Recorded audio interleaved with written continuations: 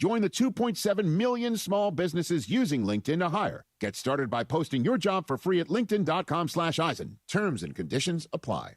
Hi, it's LeBron. The Lakers play here. 710 ESPN. KSPN, Los Angeles. A Good Karma Brands radio station. ESPN 710, Los Angeles. Sports. And it is the biggest show on the radio. Mason and Ireland is on for your Wednesday afternoon. Ireland. Best show on the radio. Here we go, Wednesday, the 6th of May, 2026. We are live from Pechanga again for day number 2 of the Pechanga Charity Golf Tournament. Sua Craven sitting in for Johnny I. Well, last night, there's hope and fear, and then there's just some tough reality, Jack. Here is DeAndre Ayton, and the Thunder steal that. Caruso beats everybody down the floor and dunks it. Timeout, Lakers. And now they're in real trouble. Thunder 88, Lakers 73. We're going to try to make you feel better, get you through it today. Mason, Sua, and of course, producer Emily. Monster! Yeah, it was a tough day with the wind yesterday outside of the course. Monster! We'll see how today goes. Plus the Dodgers. As though the Lakers losing to the Thunder wasn't enough. Dodgers get beat by the Astros last night. Dipsy-doo between the legs. Let's rebound today for a day game. Man, what's going on in with Houston? The Dodgers? So with that said, let's get this. They lost again last night on a pop fly. What they call me is a cornhole savant. That and so much more. Let's do it. Gypsy-doo between his legs. Yeah. Beef stew's coming back soon, I think. Yeah, the biggest show on the radio. Mason and Ireland with Sua. Oh, Sua. Your Wednesday afternoon right now. Monster! Good afternoon. Good afternoon. Yes. Monster! We are in a slightly different location, hopefully less. Yes, we are. So we will get to yesterday's incredible moment, which has gone viral. Still concussed. And I'm telling you, Sua, you almost lost it in that thing. You yelled monster. I was very calm and just held the table down. You were stoic in that. You were the polar opposite of what they said you would run away from. This is not going anywhere. Yeah. Not on my watch. So we will get to all that. Let's start out with the Lakers because last night, obviously, they lose 108-90. Reggie Miller, I think, said it best. Their defense is like an angry pack of dogs. They just go and go and go. They're absolutely relentless, and so much of the Lakers' game plan went right. They did exactly what we were talking about yesterday. Blitzed SGA. They blitzed SGA. They didn't let him get going at all. Got turnovers. But the problem was you blitz SGA, Holmgren goes off for 24, and then you look at the role players. Shea only scored 18 points, but Mitchell, 7 of 16. Caruso, 2 of 5. Joe, 4 of 6. Jared McCain, 4 of 7. It's like all of their contributing players stepped up and made shots last night. And the Lakers obviously did not. Austin Reaves, Marcus Smart, Luke Kennard combined to go 8 of 35 with 8 turnovers in that game. And a terrible night for Austin Reaves, Sua. Yeah, everything that happened last night was exactly what couldn't happen for the Lakers. We said Kennard needs to be like he was in the first 2 games against Houston. We need at least 20 points out of him. Didn't get that. Nope. Austin Reaves, my God. Oh, yeah. What a time to have one of the worst games in your playoff career. That was pretty bad. It was brutal. And then on top of that, you blitz SGA, you're getting the turnovers. Can't turn these turnovers into points. Nope. Just a bunch of empty trips and then free baskets on the other side of the court for Chet just for running the floor. Like I said it yesterday, these guys are so young and have so much energy, they can beat the Lakers on effort alone. And last night we saw, even on SGA's worst night, or not his worst night, but a bad night, they can outscore the Lakers off effort alone. By the way, worst night of this season. Regular season, he had the turnovers, and he scored just 18 points last night. I'd like to say just 18 points is like a good night for a lot of other people. Well, but he's the MVP. He is SGA. He's the MVP. It's really discouraging. The Lakers felt like they threw their best punch. That first quarter, I was like, oh, if this is what the Lakers are going to do, they can stick in there. And the end of that first quarter, Thunder go on a huge run, and they end that quarter up 5 over the Lakers. I was like, that is really discouraging. You throw your best punch, and then oh, wait, here's the rest of the fight. There was at no point in that game last night did I think the Lakers were going to win that game. I felt the same. Not at one point. Even when LeBron checked in. Even when they got to within, was it 4? They got to within 4. I'm like, oh, here they come. Then Thunder going around. I never felt, the Lakers never felt like they were going to win. It's just the best start they could have asked for. Yeah. The best start they could have asked for was how they started that game. They came out firing. They kind of squelched the Thunder off at the beginning of the game, but then the Thunder had all this energy at the end of the game and ballooned that lead. Like, it did feel like it felt like the game was closer than an 18-point game, but then the Lakers over the rope at the end of it. Like, let's prepare for game 2, because once it was 15 plus, you're not coming back from that against the Thunder. Yep. I saw in the second quarter towards the end of the half, the Lakers went down 11. It looked like they went down 13. Chet gets an easy dunk. Then Shea gets an easy dunk under the basket. They call timeout. I tweeted, the Lakers are going to lose by 20 tonight. They bring LeBron in. Yep. He cuts the league down to 5 before the half. Yep. But on one of the possessions, I see him walking back and forth. Like, on at least 2 or 3 possessions, he's spent. Yeah. And that right there showed me that is what this series will be all about. LeBron, at this age, can only do so much. And the Lakers are not equipped enough to run with these guys. It's a youth problem. It is a young legs problem, and it is, and missing 36 points from Luka. Yeah. I would say, if Luka was here, this is a different story. You have maybe 25 to 36 points from Luka. Maybe that also gets Austin Reaves better looks, so he gets more shots that can go in. It just really altered everything not having Luka here. Although the part of it bothered me, too, about, and obviously, it's been announced now that Luka is definitely out for this series. Yeah. He's not going to come back in this series, so it's unlikely that we'll see him again this year. And by the way, we'll talk more with David Medeman later in the show, because he was in that scrum. He asked some questions, talked about the PRP that he had in Spain. So how does that affect things? Wouldn't you hoped he would be back by this series? But no. Did you ever do PRP? Speaking from somebody who's gotten PRP shots a number of times for my knee and my leg and a few. No, it doesn't work. It doesn't work like that. Does it speed it up? It speeds it up, and at times it even makes you feel like you're 100% that day. Right. But if you go too early, your body will react and respond in a way that now you're out even longer. There will be times where I'd get a PRP shot just to play in this game, and the next day I'm like, I can't walk. Wow. I would get my knee drained once a week to just play my last year in the league. Another bad omen was what happened to Jared Vanderbilt. My goodness. He wouldn't even show, and the they didn't reaction play from it the back Thunder was enough to tell you how bad this was. So he was covering his hand. He was walking over to the Thunder's bench because he didn't have enough energy to get to the Lakers bench.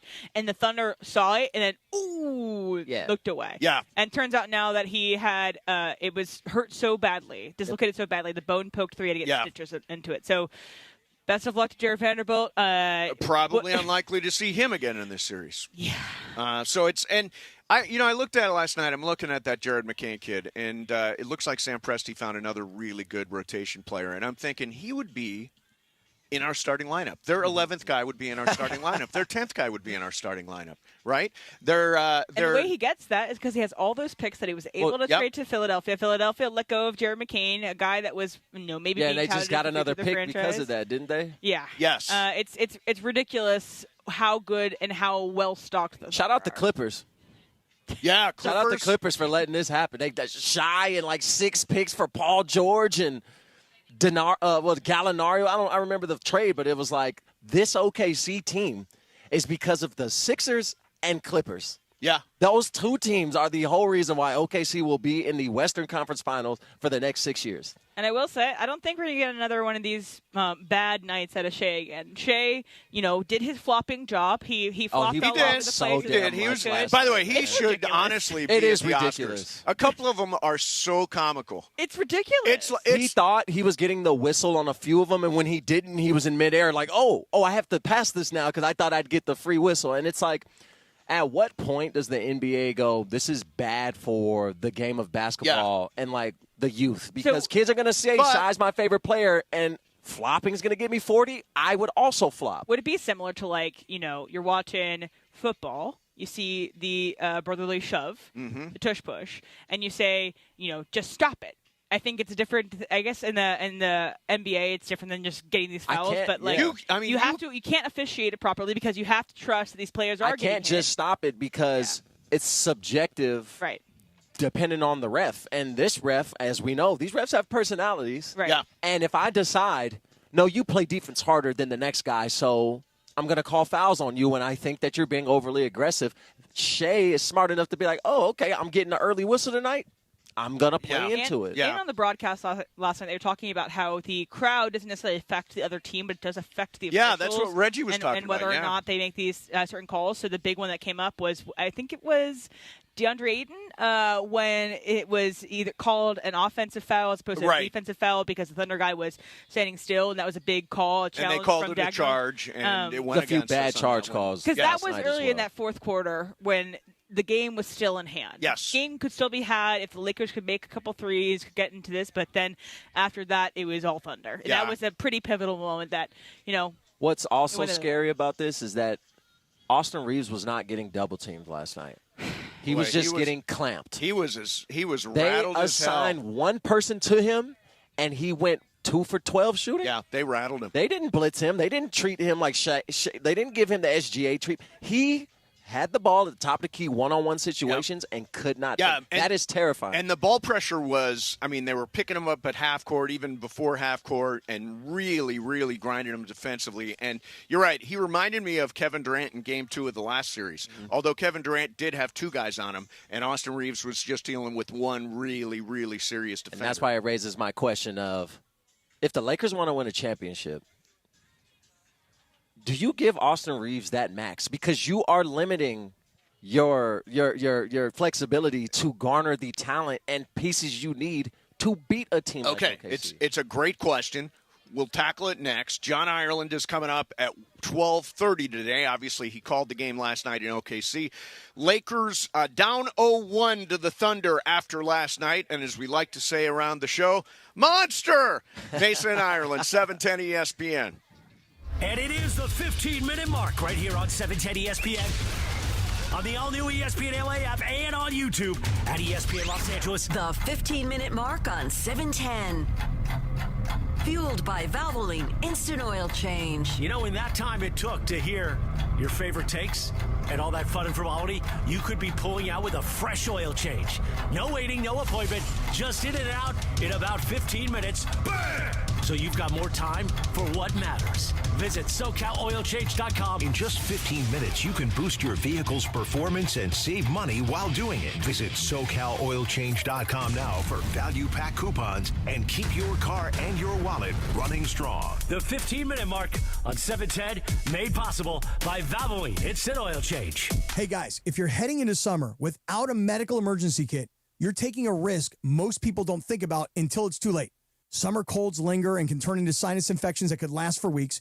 Getting sick right before vacation can derail everything. And when you're traveling, finding a doctor and a pharmacy can be really stressful. That's why I ordered a medical emergency kit. It's like having an urgent care and a pharmacy right at home. It includes essential prescriptions like amoxicillin and generic Z-Packs to treat wide ranges of common and serious illnesses. So if you wake up sick, at home or on the road, you already have what you need. No waiting for your doctor, no hours at urgent care, no pharmacy lines, no copays. You just match your symptoms to the right prescription in your guidebook, or you call the telemedicine doctor standing by. Start on your bed sooner and feel better faster. Every home needs at least one medical emergency kit. Order yours online in minutes, and it's shipped to your door. Save $45 with our promo code 710 at urgentcarekit.com/710. Promo code is 710 at urgentcarekit.com/710. Hey, LA, it's Beto Duran. Head to Northridge Toyota and Wondering Toyota today and drive off in a brand new, beautiful 2026 Toyota Tacoma SR5 for just $209 a month on a 36-month lease. $209 for a Tacoma? You already know it's got to be Northridge and Wondering Toyota. Any trade you own outright is your down payment. It's a limited time offer. Nobody's going to take care of you like my guys at Wondering and Northridge Toyota. 2026 Toyota Tacoma SR5 i-Force 2.4-cylinder turbo 5-foot bed. Double cab 4x2 RWD model. MSRP $40,628. Base 10,000 miles per year and excludes tax, title, license, and dollar fees. Pizza Hut is bringing the heat with their new hand-tossed crust. Crispy and golden on the outside, soft and fluffy on the inside, finished with buttery garlic parm seasoning in every bite. And right now, grab a large pizza with any 3 toppings for just $11.99, delivery or carryout. When you're hungry for big flavor, keep the Pizza Hut coming with the $11.99 large 3-topping deal. Order now at pizzahut.com or download the Pizza Hut app. Limited time offer. Additional charges for extra cheese and toppings, stuffed crust, and original pan. Evan Cohen here. Game day brings the excitement. Your stay should feel just as memorable. With Marriott Bonvoy, official hotel partner of the NCAA and U.S. Soccer, you're connected to a portfolio of brands designed for how you travel. Some offer complimentary breakfast, others give you room to spread out, space to stay productive, or extended stay comforts. So whether you're a traveling fan or part of the team, Marriott Bonvoy celebrates the moments that live on before and after the game. Marriott Bonvoy, where game day checks in. Evan Cohen here. In life, as in sports, the pros make it look easy. That's why pro golfers like Jason Day, Ben Griffin, and Patton Kazire trust the pros in lawn care. True Green. They have the experience and expertise to give you a lawn worthy of the PGA Tour. And since True Green does the work for you, you get more free time, or more tee times. So stop stressing over your lawn and start loving it. Sign up now at TrueGreen.com because nobody makes it easier to get a golf course quality lawn than True Green, the official lawn care treatment provider of the PGA Tour. And it is a special edition of Mason and Ireland on ESPN LA. Mason and Sua. Sua Cravens are live from the Pechanga Charity Golf Tournament. Pechanga has a proud history of supporting nonprofit organizations that make significant strides in benefiting lives throughout the community and surrounding regions. Over $2 million has been raised through the Pechanga Charity Golf Tournament to change the lives of at-risk youth, families in crisis, and community members facing life-changing challenges. We continue live from the Pechanga Charity Golf Tournament. Once again, Mason Sua on ESPN LA. Beautiful day at Pechanga. Light breeze, as they say around here. Just a light breeze. Light breeze. Yeah. By the way, we'll get to Austin Reaves in 1 second. But yesterday, we're doing the show. There we are, doing the show. And Sua's here, and Em is here, and the whole crew is here. And all of a sudden, Em throws up her arms and yells monster. Well, I know why you said monster. Why did you say monster? I said monster Your because, drink fell if you over. listen to it, I said, I said, you're spilling a little. And then as I said, I was about to say monster was when the big gust came. Therefore, So it you was didn't supposed to- literally think there was a monster? No. Why would I think there was a monster? Mind you, your monster made it. Your monster Because made if it. you see that little clip, it like zooms in on your pink It monster does. right there. It does. So yeah, that's why it happened. And then Sua does the Jerry Lewis comedy. Does what? routine at the end. No, the whole did near what? injury. Are you Did you call victim The Blaming? whole near no. Are you victim I'm blaming? telling you, the whole near injury. Have you had PRP yet? Sir, for this? I had chiropractor last night. No, I went and you got didn't. acupuncture. No, you He didn't. sang Did you L7. really? He sang my- L7 Fusion down the line. Did you Jacob.com. call Jacob? Huh? Did you call Jacob? I got left on hold. Yeah. Oh, No, oh. that Too many would clients. never happen. Too with many Jacob. clients. Never happen with Mace, Jacob. what number for Jacob? 800-345-6789. Jacob. 800-345-6789. Jacob, they're saying L7 Fusion. I think we can get 100,000. Oh, man. By the way, you're pointing at your neck while you say L7 Fusion. I don't know. Your L7 is at the bottom of your... Sorry, I've been watching the Stephon Diggs court case. I'm just lying. This is the C, this is the T, and My this bad. is the L. My bad. All right, so, ladies and gentlemen, last night the Lakers, they lose. They get sort of blown out. It was like a mini blowout. It wasn't like a full-on blowout. It wasn't like a 43 It got out of loss. hand. It was did. never a game they were going to win. Just say it like that. They were never a threat. I disagree with you on that. Do you? I think that it was a game.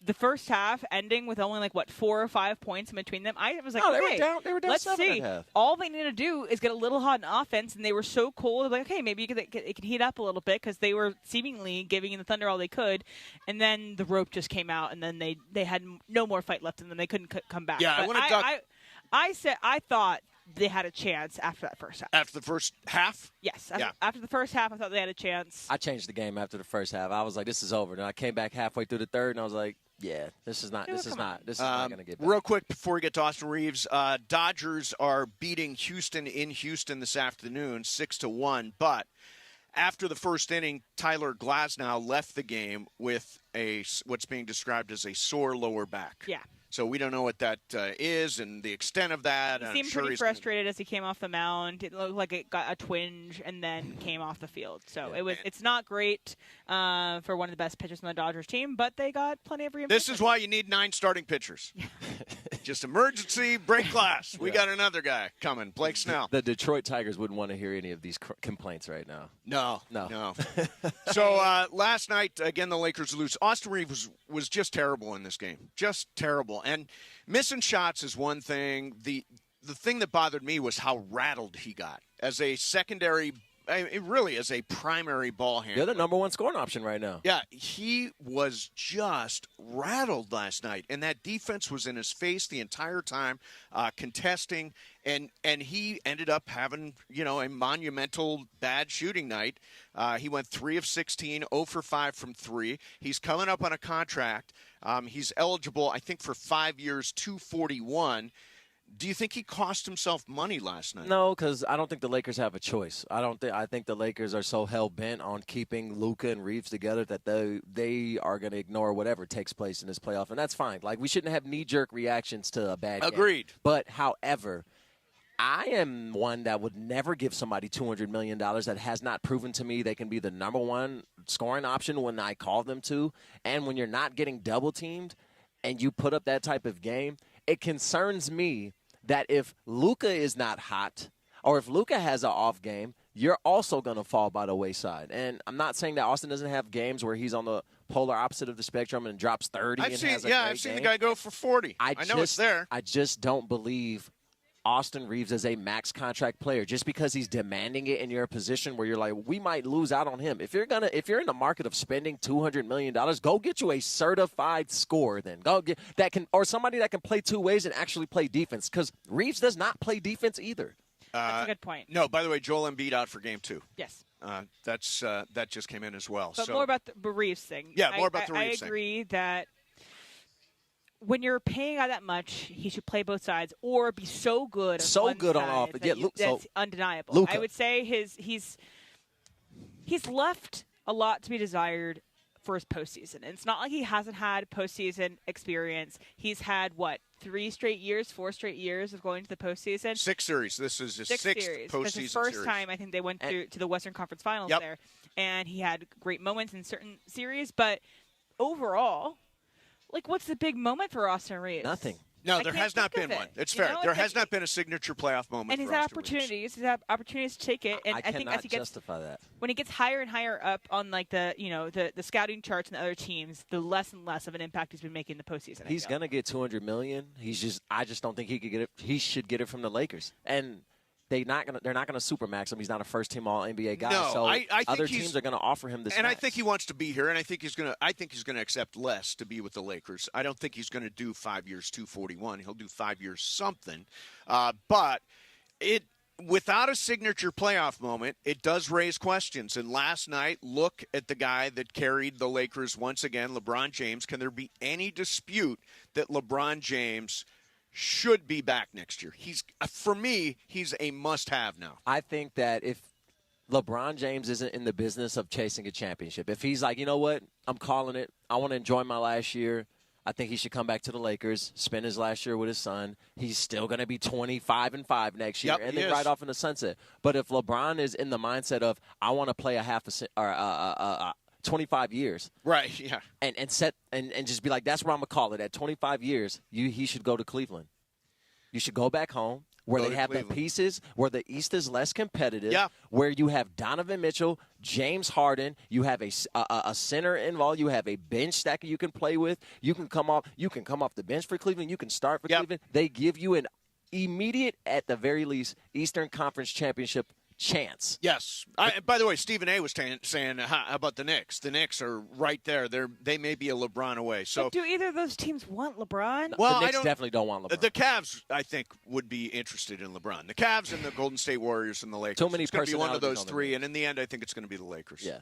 All right, so Emanuel Acho was on his podcast a little bit earlier today, and he was talking about Austin Reaves. Go ahead and hit that, BC. Austin Reaves should be ashamed of himself for the performance he put out on the court today. I was not surprised. The man to my right taught me about Austin Reaves about 2 years ago. He said, Acho, watch Austin Reaves in the playoffs, not the regular season. So I started paying a keen eye to Austin Reaves. In the playoffs, Austin Reaves goes ghost, particularly against quality on-ball defenders that are not afraid of contact, that are not afraid to get up in Austin Reaves' face. He doesn't have the first step to get by you, and they can close the gap, so they're not giving him wide-open three-point shots. And in the playoffs, the refs aren't calling those ticky-tack fouls. Austin Reaves was abysmal tonight. You cannot win if you're the Lakers with Austin Reaves scoring 8 points. It's just not going to happen. Agreed. Had he scored last night, had Luke Kennard had a decent night, had Marcus Smart had a decent night, if we had a good shooting night, we could have won that game. could have won that game. But everything went wrong in terms of shooting. Austin off, Smart, Kennard, they delivered nothing. LeBron was sort of in it alone. I thought Ayton was pretty good.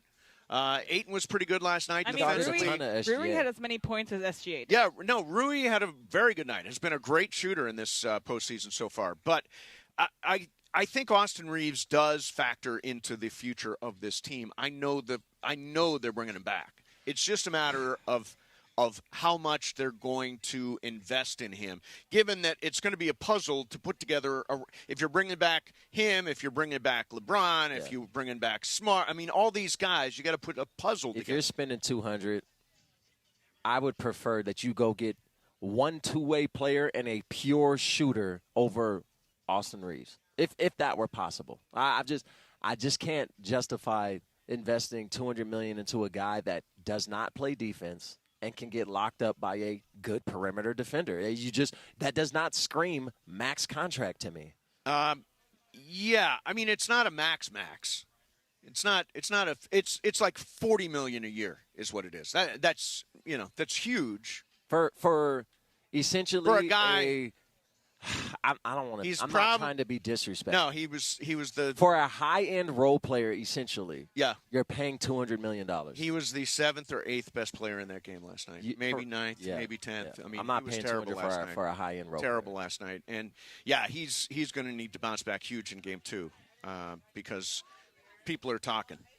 People are talking. Yeah. I listened to some podcasts. People are talking about Austin Reaves today. He dribbles a lot too. Like when he is the focal point of the offense, he burns a lot of that clock out trying to make his move. And I understand, like, that's your game. Yep. But that only works when the floor is spread out and the inside isn't crowded, so you can attack the lane. But it seemed last night he was trying to force the issue even when it wasn't open. All right, coming up next, we're going to go to John Ireland in OKC. He's coming up. We'll get his take on the game last night. Again, the Lakers down 0-1 to the Thunder. Game 2 is tomorrow night. Me, Sua, M, the whole team live from Pechanga Resort Casino today at the Pechanga Charity Golf Tournament. Mason and Ireland, 710 ESPN. And make your Mother's Day special this year with over 270 proteins under $10 per pound and 80 plus under $5 per pound. I'm talking deals, people. Wild Fork has a zero-waste model, and their blast freezing eliminates 15 to 20% of spoilage costs that are built into your everyday traditional grocery store prices. So you know it's fresh instead of that fake stuff left out on display. And I'll let you in on a little secret. These deals are year-round, priced low, 365 days a year, 24/7. No coupons, no promos,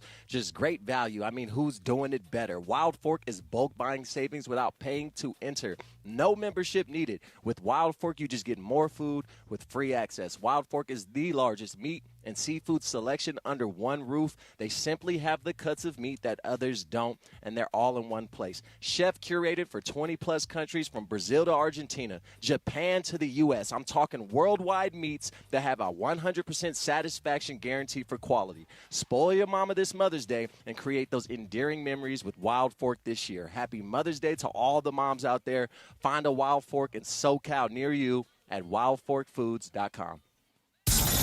DeMarco and Travis have taken over Afternoon Drive. So, you know what? This is the perfect golf weather that you want. Oh, yeah. Warm without being hot. Yeah. Cool without being breezy. Weekdays starting at 3 p.m. Like this is. Well, we're in the shade, though. Yeah. Yeah, when you're out there walking around, it's not bad. Yeah, part of this is hydration, right? You got to. Attrition is a big part of golf. It is. Yeah. I like to hydrate with Coors Lights. I feel I feel that is a very effective. What you do is your choice. Yeah. Well, it is a good hydration. Yeah. I go Cascana's tequila. There you go. There you go. Just tequila water. That's my jam right there. Water. There you go. There's hydration in there. If you come through the halfway house, maybe there's a double transfusion. Okay, there you go. Double transfusion or a glizzy. You know, you got to get that. Oh, always a good choice. Oh, I turned DeMarco on to transfusion. Oh, you got that? Loved it. Oh, it's a game changer, right? Oh, my God. Oh. Yeah. Afternoons with DeMarco and Travis starting at 3 p.m. on 710 ESPN. The all-new ESPN LA app and live on YouTube. Hey, everybody, it's Cap. I'm here with Angie from Angelica's Insurance. Every team needs a strong defense, and when it comes to protecting what matters most, they've got you covered. That's right. From auto and home to renters, business, and life insurance, we built a game plan tailored just for you. And if life throws a penalty your way, like a DUI, for example, we got you. We specialize in DUIs, SR22 coverage, getting you back on the road fast and affordably. Visit angelicus-ins.com or call 1-888-717-0773 for your free quote today. Hey, Ty Pennington here, back teaming up with Pechanga Resort Casino to give away another brand new house. Imagine yourself in an amazing, fully furnished, multi-million-dollar home in beautiful Orange County. All you need to do is play your favorite slots or table games at Pechanga Resort Casino. It's that easy. Visit Pechanga every Saturday to activate your entries for a chance to win a lucky key to the May 30th grand finale. I'll see you there.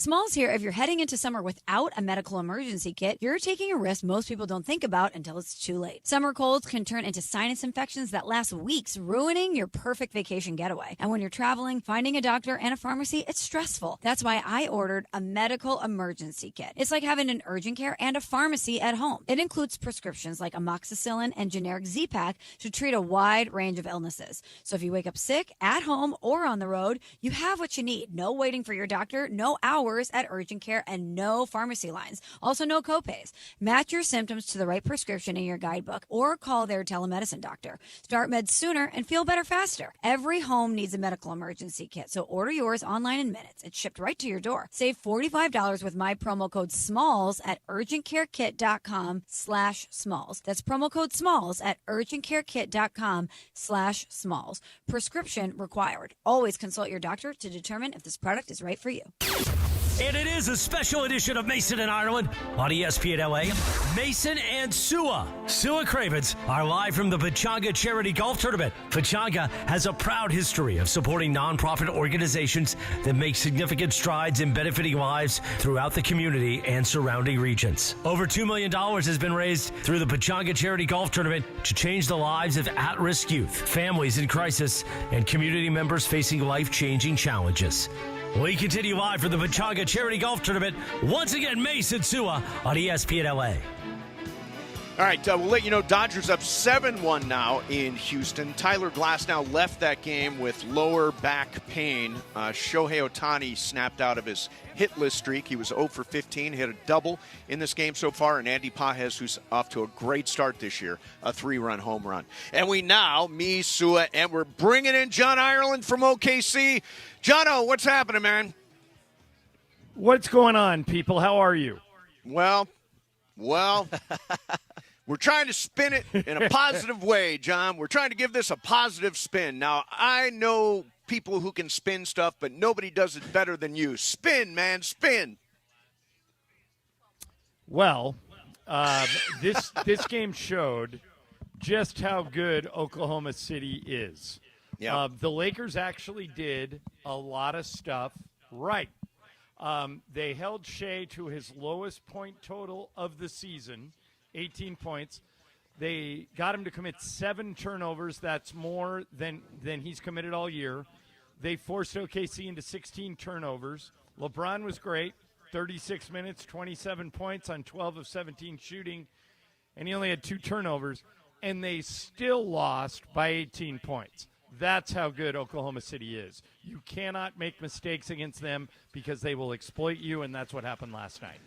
All right, yeah, I mean, Austin Reaves, Marcus Smart, Luke Kennard combined to go 8 of 35 with 8 turnovers. That is not going to win you any games. Austin Reaves was terrible last night, John. 3 of 16, 0 for 5 from 3. Now, you know, the subject of, well, can they really invest in Austin Reaves? Can he really be a playoff performer? He has no signature moments in the playoffs. This is his sixth playoff series. Yeah, that's not really true that he has no signature moments in the playoffs. If you remember, there was a series early in his career in Memphis, and that's when he yelled, "I'm him." I'm him, and right. That that's kind of right. started the whole "I'm him" thing. So he has performed in the playoffs before, but the last 2 years he has not. And last night was as you guys know, Austin's my favorite player on the whole team. He played the worst game I've ever seen him play. You mentioned he was 3 of 16. He looked shaken. He looked rattled. If he doesn't show up, and you mentioned the 8 for 35 between Smart, Kennard, and Austin.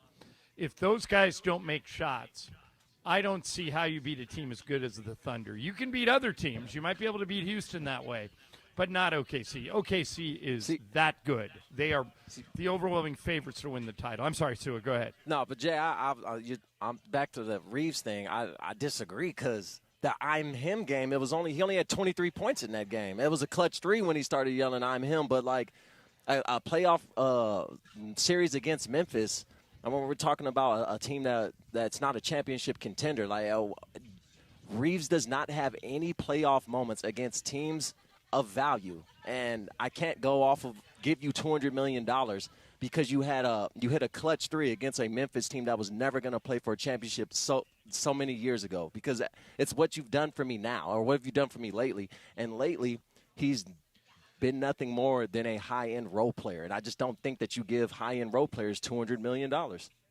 He's auditioning for his contract you might be currently. Right. Yeah, he might not get $200 million. You never know. You know what's going to happen with that, Sua, is the market is going to dictate how much money Austin gets. The Lakers will make him an offer, and other teams will make him an offer, and then the Lakers will have the ability to counter that. So do you think another team gives him a max contract? I think just off of, if I'm a Western team that knows I'm not in a favorable market, and you might not want to come here at all, but if I can make it harder for the team that I'm going to play against in the same conference to sign a player that they think is vital, yeah, I'm going to just throw a number out there just so I can get the Lakers to pay more. Let's see how much they value you. Well, I think the other option is the concept of a sign-and trade, and can you turn Austin Reaves into another valuable rotation player? And I don't know that guy is necessarily out there right now. The tricky part is Austin has to want to be there. And Austin plays for the Lakers right now. If he were to want to go somewhere else, it would be somewhere where he would have a chance to win a championship. But he also has to be a top 2 option on that team. What team is he joining? What team is Austin Reaves joining in the West, outside of the Lakers, where he is a top 2 option on that team? The team that's you a have championship to look out competitor. Yeah, the John. team you have to look out for is Utah. They have a ton of cap space. They have they've kind of rebuilt their team. They traded for Jaren Jackson late in the season, and then didn't play him. They could be. Anthony Davis? They have Lauri Markkanen. That's the team I would worry about making a big offer to Austin. But I think the Lakers have the ability to, he wants to stay here, and they want to keep him. So I think that could work out. But and he can also get one more year from here than he can from Utah or anybody else that happens to be interested. By the way, I thought, John, as you said earlier, they did hit some of the elements of the recipe to beat OKC. You mentioned limiting Shea. Although Shea said after the game, and this showed up, Shea said, when they throw a lot of bodies at me, that equals multiple guys open, which is what happened last night. And their role players all made shots. I mean, Jared McCain, 4 of 7, Isaiah Joe, 4 of 6. I mean, they had a really strong shooting night, despite the fact that Shea wasn't necessarily a big part of that. The guy who jumped out at me was Chet Holmgren. I thought he was the reason OKC never had any problems last night. Right, he's a matchup issue for everybody. They list him at 7'1", but he's got kind of high spiked hair. He looks taller. I think he's closer to 7'3", and it's just really hard to guard him. And every time you double or triple Shea, Holmgren's really smart, and he rolls to the basket and ends up with a lot of layups and dunks. So they're going to have to figure out what to do with Holmgren. He was 24 points, 12 rebounds, made both of his threes, made all 4 of his free throws. He's just really good. And there's a reason OKC is favored to win the whole thing. And to beat them, you've got to play almost perfect, and the Lakers didn't. Yeah, they did not last night. They had part of the recipe, not the whole damn thing. Who's there? They went 11 deep. Who do you think their 11th best player is off the top of your head, John? Maybe McCain? Their 11th, yeah, probably, because he's new. I mean, they added him late in the season. Would he start for us? They did that, Mace, without – oh, yeah. And so would A.J. Mitchell. A.J. Mitchell's really good. But the thing about this, guys, they did this without the good Jalen Williams. The other Jalen Williams played, but the all-star Jalen Williams didn't even play.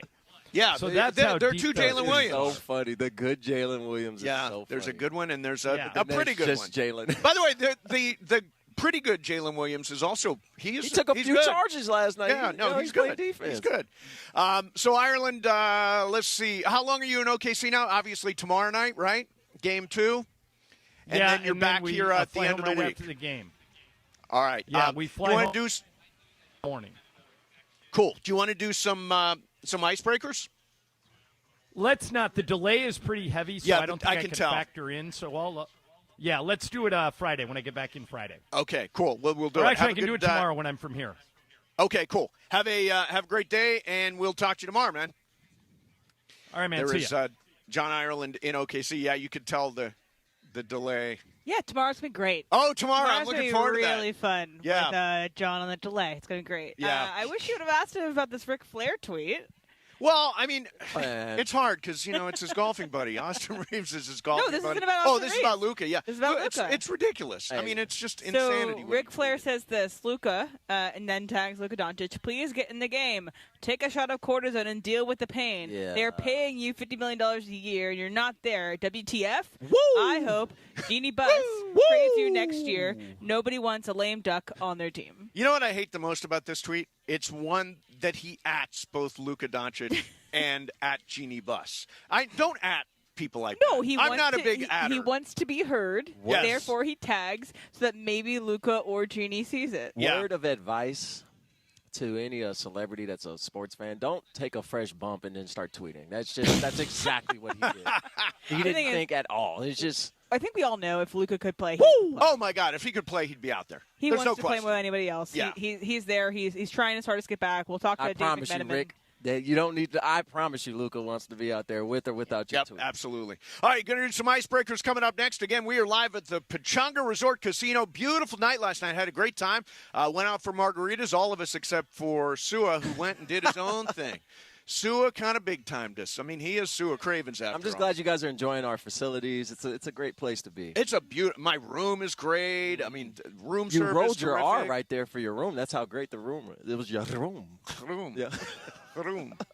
All right, Mace, you want to tell us about Emirani? Jacob Well, Emirani? okay, yeah, I'll do it.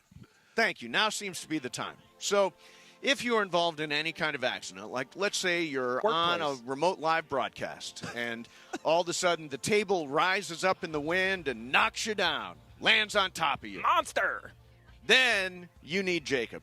Any kind of by the way, this is true. If there's any kind of accident like negligence or whatever, Jacob can guide you through that process. Or you're driving in the freeway and you see the guy texting and he drifts into your lane or he rear ends you because people are dazed and confused when they're driving sometimes in LA. Listen, you want Jacob on your side. And the number is so easy. 800-345-6789. That's 800-345-6789. Call at the moment it happens, pick up the phone and call Jacob. He will guide you through the whole thing, and you don't pay Jacob unless he wins. Again, it's 800-345-6789. Call Jacob.com. Mason and Ireland, 710 ESPN. Mornings in LA start with Sedano and Cap. You have the heart of LeBron, who has been there and done it, and these kids in the Oklahoma City locker room had posters of him up on their walls when they were kids. Weekdays starting at 7 a.m. on ESPN LA. But they're an army. They're not 3 or 4 guys. No, there's a lot of guys. It's almost like... Although they are missing Jaylen Williams is pretty important. But still, though, doesn't it feel like it's like LeBron is that one guy, all those movies where, like, guys are outnumbered. He's like Jon Snow against the, what were they, White Walkers. White Walkers, right. yeah. Right. Yeah. So, like, it's one guy with a sword, you know? And then there's, like, 5,000 dudes running at him, and they're all on horses, and they've got great equipment, you know, and they've got the numbers, and there's just one guy standing there with a sword. He got to take on that entire army by himself. Yeah. That's LeBron against Oklahoma City. Yeah. The Morning Show with Sedano and Cap. Weekdays starting at 7 a.m. on ESPN Los Angeles. Hyundai gives you America's best warranty on every new vehicle. It includes a 10-year, 100,000-mile powertrain limited warranty, plus 24/7 roadside assistance. That's peace of mind from Hyundai. And these days, that's priceless. Now, get the Hyundai Tucson for 0% APR for 60 months, plus 0 payments for 90 days. Visit your local Hyundai dealer. Offers end June 1st. Call 562-314-4603 for details. This is the story of the one. As a maintenance tech at a university, he knows ordering from multiple suppliers takes time away from keeping their arena up and running. That's why he counts on Grainger to get everything he needs, from lighting and HVAC parts to plumbing supplies, all in one place. And with fast, dependable delivery, he's stocked and ready for the next tip-off. Call 1-800-GRAINGER, click Grainger.com, or just stop by. Grainger, for the ones who get it done. Harry Douglas here. PayPal is now the official peer-to-peer payment sponsor of the NFL, which means all the money moments that fandom creates, whether splitting tailgate costs or chipping in on tickets and game day food between friends, are covered. Wherever the game is played or watched, PayPal moves with fans. You can send money through text, email, or directly to friends with eligible accounts on Venmo. Just download the PayPal app and share all the moments that matter. Account with PayPal is required. Not available in all regions where PayPal operates. Oh, it's Icebreakers time. Oh, right. That's right. The big voice guy. Listen to Mason and Ireland. Weekdays noon to 3 on ESPN LA. Exactly right. Time for Icebreakers on Mason and Ireland. Icebreakers made possible by Blue Ice Vodka. Your fit-friendly vodka with no sugar added, 64 calories an ounce, and keto-friendly. Let's do it. Icebreakers. Presented by Blue Ice Vodka on Mason and Ireland. Take it away, producer Emily. All right, so here's the updated scores for this month. We've got John with minus 35. He hasn't won this month yet. We got Mace with 9, and the others have 7, including Sua. Here we go. All right. For 10 points, I was born in 1963 in Ohio. 62. For 9 points, I have appeared in the courtroom on Judge Judy, and I have modeled my behavior after SpongeBob SquarePants. Okay. I view him as a goal in my life. Oh, you want to be this guy? This is what this person. Oh, this person, yeah. 8 points. I would say that my second act has been more impressive than my first act. Okay. Still in the dark. For 7 points, I was a first-round draft pick, 26th overall in 1987. I will try. No, I'm going to take one more. Okay. Anyone else want to try? Okay, so for 6 points, I was on 6 different NFL teams. Mason. Go ahead. Ah, crap. Yeah, no, Strahan is the one that came to mind. That's not right. Is that your guess? That is my guess. All right, it's incorrect. Yes. I was on 6 different NFL teams as a player, including the team I would go on to coach. Oh. All right. Oh. For 5 points, my brother is also famous. For let me move on. I'll give you one more. Okay. For 4 points, I won a national championship in college football in the last 10 years. Brian got it. Go ahead. Jim Harbaugh. It is Jim I was going to say John Harbaugh, not Jim Harbaugh. Brian, you got 4 points on that one. You're now in third place. Good job, Brian. That's my guy. I'm like, did Harbaugh play for 6 different teams? Apparently. Yeah, apparently. I remember him with the Chargers and the Colts. Those are the 2 teams I remember. I couldn't tell you a single team he played for. Again, we are live at Pechanga Resort Casino, the Pechanga Charity Golf Tournament, and we are joined right now by the medical director for Hospital of the Valleys, Dr. Leslie Cochran. Doctor, thank you very much for coming by. How are you, sir? Doing great. What a beautiful day to be here. What a great event. It's helping so many people in our community. Sua thinks he's got a problem with his L4. Yeah, I was attacked on the job site. I would like that to be recorded. It happened the job. By the wind. I got hit in the head by this here tent, and now I'm feeling a tingle down my spine. I don't know what that is. Well, I would be happy to do a full examination, but all of our examinations require you to enroll in hospice. Oh, okay. Oh, wow. I think I'm okay. You okay? All right. If you have second thoughts, you let me know. No. Hold off on that. We can take care of you. So tell me what you guys do and how you're involved in the Pechanga Charity Golf Tournament. The Pechanga tribe has been incredibly generous to our community. They've supported Hospice of the Valleys. We've been here for over 40 years, providing care to patients at the end of life in our community. We're a local nonprofit community hospice, and this year they have gone above and beyond for us by naming us as one of the beneficiaries of this event. This is huge for us. We're a small community-based organization, and we've been providing care for people in this area for over 40 years. We help over 200 to 300 families every year go through the end-of-life process. And if you've ever been through that with someone, you know when that happens, you really want to feel like you're in good hands of people that you can trust and who care about you. Yeah, I think that's, unbelievable work, incredible work that you do for the families. And yeah, my dad was in hospice. I went through that whole thing, and the supportive staff made all the difference in the world. The folks that were there, who've seen it before, who've been through it before, helped tremendously. It makes all the difference in the world. This is like a once in a lifetime experience. Everyone's born and you come into the world, and everyone's going to leave the world, but it's so different for everyone, and for everyone that journey looks different at the end. And the golf club here is called Journeys, how appropriate, because it is about a journey. It's about helping families through that final journey and making sure that they have the best care for their loved one with people that they can trust, that have the compassion and the expertise to take care of things. How many families do you guys get to help each year? Oh, between 200 and 300 directly where I'm the doctor and we're taking care of them, and then hundreds additional through our bereavement work that we're able to do. So we have bereavement support groups for people in the community, whether we've been their hospice or not. And so we're going to have a special event coming up this weekend where we're having a butterfly memorial. Just a great way for families that are going through that grieving process. What's a butterfly memorial? That's a beautiful question. So we take butterflies that are ready to come out of their cocoon, and they're prepared in such a way that they are warmed up at just the right time. And this is a memorial, a remembrance and celebration of life. And so we gather families, and we, of course, are recognizing the passing of their loved ones, and we hand out these butterflies. And then you open up the cocoon and you release it, and the butterfly flies away. And it always goes beautiful, except in the case of when you bring the little kids and the mom goes, "This is your butterfly." And the little boy opens it up and the butterfly flies away and he goes, "Mommy, my butterfly's flying away." Yeah. What a cool ceremony that is. That is really cool. Well, listen, we appreciate you stopping by so much. Thank you. And congratulations on being part of all this. And we salute all of the really, really important work that you guys do. Thank you. And we just have to give a final thanks to the Pechanga people. Their incredible generosity is not misplaced in this community. They make such a difference. They enable us to take care of more people.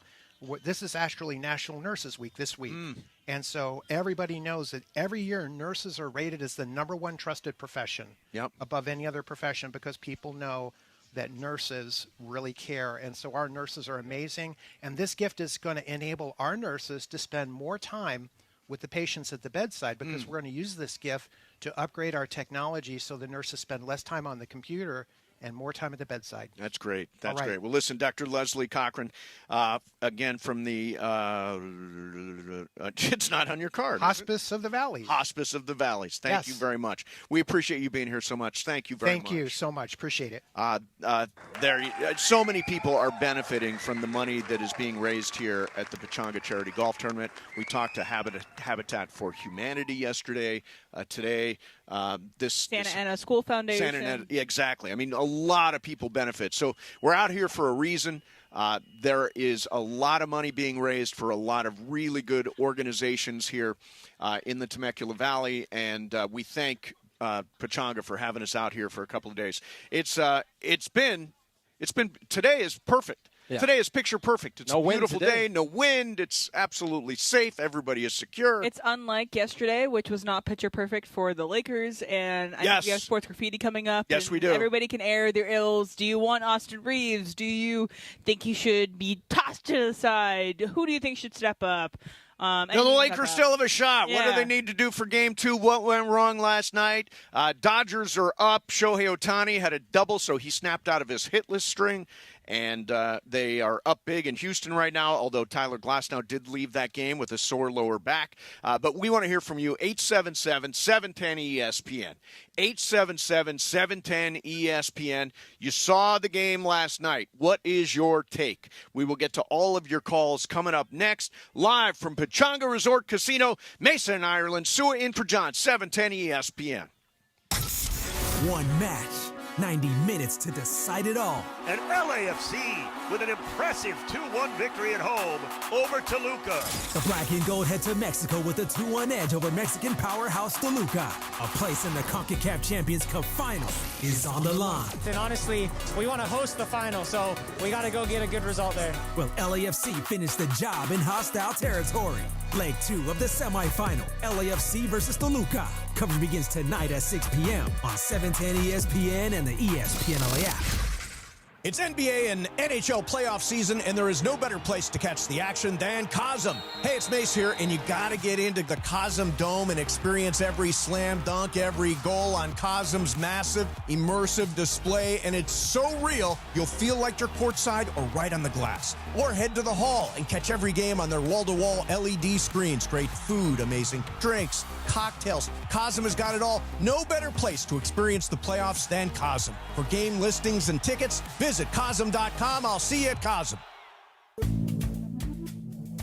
Good Karma Brands is proud to be an equal opportunity employer, providing equal employment, development, and advancement opportunities to all teammates and applicants.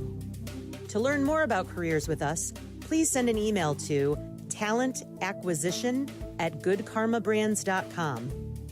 That's talentacquisition@goodkarmabrands.com. Purple and gold playoff energy. Game 1 belong to the Thunder. And the Lakers will lose game 1 by 18. OKC defends home court, and the Lakers take the early blow. Can the Lakers answer back and still win an OKC? Game 2, same floor, same teams, and a chance to respond. Coverage begins tomorrow at 5 p.m. The Lakers postseason push happens right here on 710 ESPN and the ESPN LA app. Hey guys, the regular season is wrapped and the NBA playoffs are finally here, and there's no better way to cash in on the high-flying hoops action than Prize Picks, a preferred partner of the NBA. Every bucket, every dime, and every win means more when you're playing on Prize Picks. So don't pass up your next shot with Prize Picks and get $50 instantly in lineups when you play your first $5. And right now, it's the Do It Live 2026 NBA Finals Sweepstakes. Pick live squares during NBA playoff games, and you can win a trip for 2 to the NBA Finals. To enter, you just make a $5 lineup with at least one live NBA player pick during any part of the 2026 NBA playoffs. Live player picks are picks made after a game is already in progress. So do this. Download the Prize Picks app today and use the code CAPPY, K-A-P-P-Y, to get $50 in lineups after you play your first $5 lineup. That's code CAPPY, K-A-P-P-Y, to get $50 in lineups after you play your first $5 lineup. Prize Picks, a preferred partner of the NBA. The home of USC football, and now the home of The Rich Eisen Show. Weekdays 9 a.m. to noon, KSPN Los Angeles, a Good Karma Brands radio station. And it is 1 o'clock in the Southland on the biggest show on the radio, Mason and Ireland. And you know it's time for Sports Graffiti on Mason and Ireland. This is where you call in and talk to the fellas. 877-710-ESPN. That's right, that number is back. It's not a mistake. Big voice guy, do it one more time. 877-710-ESPN. You get to talk to Mason and Ireland during Sports Graffiti, and we know everybody loves Mason and Ireland. Rick Vega, I'm the reigning champ of the Mason and Ireland Poker Invitational. Gregory Mendez, Port Hueneme, California. Why do you love Mason and Ireland? Why I love them because they're there every day for me. They're consistently giving out some funny takes, being goofy, and to be honest, we need it in a time like this, so I love it. Let's do it. Sports Graffiti time. Take it away, Mace. People, we are live at Pechanga Resort Casino for the Pechanga Charity Golf Tournament. It is me, it is Sua, it is our whole team here doing a great job, and it is time to let you talk about what happened last night. Lakers in OKC get blown out 108-90. They hung in there for a while. They hung in there for a while. They had a good first quarter, and then they pulled it within 4 in the third quarter, and then it just all kind of went away. LeBron did his job, had a great night. Rui had a good night. Austin Reaves, terrible, 3 of 16, 0 for 5 from 3. They did limit Shai Gilgeous-Alexander last night to 18 points. The plan to blitz him did work. It limited him, but every role player made shots for them. Yeah, and They're going to have to make a change. I think they have to keep blitzing SGA. Yep. I think they just have to stay home on Chet and be okay with OKC hitting threes. I think that's the next step that they have to take. All right, so the phone number, 877-710-ESPN. What's your take on last night? Are they alive in this series? Can they win a game 2? Is OKC just way too good? What do you think of Austin Reaves and his performance last night, which was just among the worst performances I've seen from Austin Reaves at a critical moment. And game 2, of course, is tomorrow night. By the way, the Thunder are now minus 105 to sweep the series, which means you bet 105 to win. You bet 100 to win 105. It is a heavy favorite. Yeah. All right, let's jump to the phones. BC, what do we got? Carlos, you're up first. Go, Carlos. Hey, Carlos, what's happening, man? Hey, what's Carlos. up, guys, man? What's up, man? I think the Lakers are done. Sorry, I'm a big Laker fan, but LeBron. Everybody just depends on LeBron to do something miraculous every single game. And Austin Reaves don't get going unless LeBron gets going. And all I gotta say is Thunder in 5. Thunder in 5. Yep. Just go ahead and echo that. Thunder in 5, baby. All right. A little negativity to start Sports Graffiti. I mean, Sports Graffiti can be as negative as it wants to be. USA, But SGA, yell, scream, do whatever you LA. want. Yeah, by the way, you OKC can say anything on Sports Graffiti, and we will not hold it against you. BC, what's next? Walrus, you're up next. Go, Walrus. Hey, Walrus. Hey, good afternoon. Good afternoon. I hope they don't have to wait. Hey, Walrus, it's like 2 cans and a string here. We're going to find a better line. Call back. Yeah, call back. Hey, call back. Cricket Wireless, man. Yeah. That's that Cricket Wireless. He's out in Encino. You know, it's wild out there. That's a nice neighborhood. All right, 877-710-ESPN. BC, what do you got? Trustin, you're up next. Go, Trustin. Hey, man, Good what's up? afternoon, everyone. Good afternoon. Just a quick take on the OKC Laker game. Yep. You know, what's scary about that OKC team is that they weren't playing to the fullest potential I feel like they could have, especially Shea having kind of like an off type of game. So It's pretty scary knowing the fact that they could, like that B-minus level type of game from OKC, like knowing that they have more potential to come against the Lakers team with no Luka is pretty scary, not going to lie. So, who are you picking? You picking OKC? How many games do you think the Lakers steal one here? If Austin Reaves could get his act straight and everything, I think they can steal one. Okay, there you go. There's some real optimism. You had to pull Steal it out one. of him like a wisdom. I did. I was trying to get him. Come on. Is there anybody that can call in and be optimistic about the Lakers? We had a lot of people who were like, Lakers in 5, Lakers in 4 yesterday. You got a lot of optimism yesterday. Where's your optimism? And by the way, they can win game 2. Anything can happen on any day. Yes, they can win game 2. Anything can happen. BC, what do we got next? Pierre, you're up next. Go, Pierre. Hey, Pierre, what's up, man? Hey, guys. I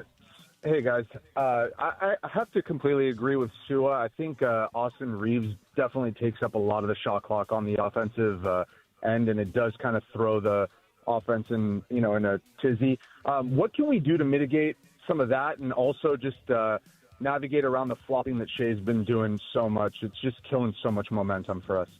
All right, thanks for the call. Yeah, I don't know how you stop Shea. The officials are now – they've made a decision on Shea, and they all call it the way they call it. And, again, if you look at some of those moments last night where Shea is flopping, some of the ones where he doesn't get the flop, those are hilarious. Yeah. Because he is like it's like when you watch a movie and there's a punch that's not even close. That's what and you see him. That's what's going on with Shea. He's like falling when nobody's even touched him. In terms of what they can do better, again, I hate to be simple, but shot making. Yeah. You've got to make shots. You don't. When Reaves and Smart and Kennard go 8 for 35 with 8 turnovers, you're just not doing enough. BC, what's next? Perry, you're up next. Go, Perry. What's up, Perry? Guys, it's amazing what you can overcome in life when you simply replace the negativity with positivity. So I'm going to leave you with this. Good. Shea, no way. LeBron with Gray. Lakers all day. Hip, hip, hooray. All right. I like that. I like that, Perry. Nice piece of work. Can I give a piece of optimism? Yeah, please. Okay, so this is so rare. Does Go everybody ahead, please. remember that corgi? Yeah. So the corgi that will pick games? Yes. So the corgi Uh-huh. picked the OKC Thunder to blow a 3-0 lead. Oh, no, a really? 3-1 lead.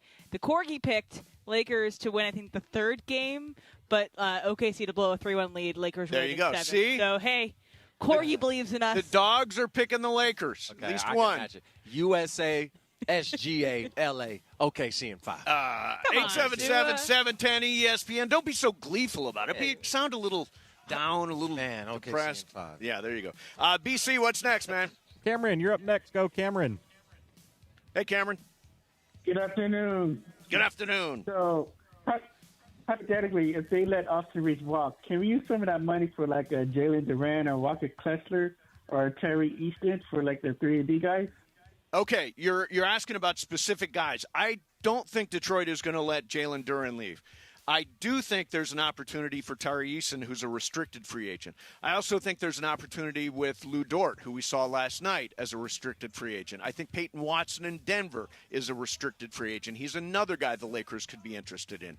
I think they're likely to bring I think they're likely to bring back Austin Reaves on some kind of deal, not necessarily every penny that he's eligible for. I think they're going to bring back LeBron, and then they're going to have to move puzzle pieces to try to put together a credible rotation for next year, because what we got right now isn't. By the way, would we have won that game with Luka last night?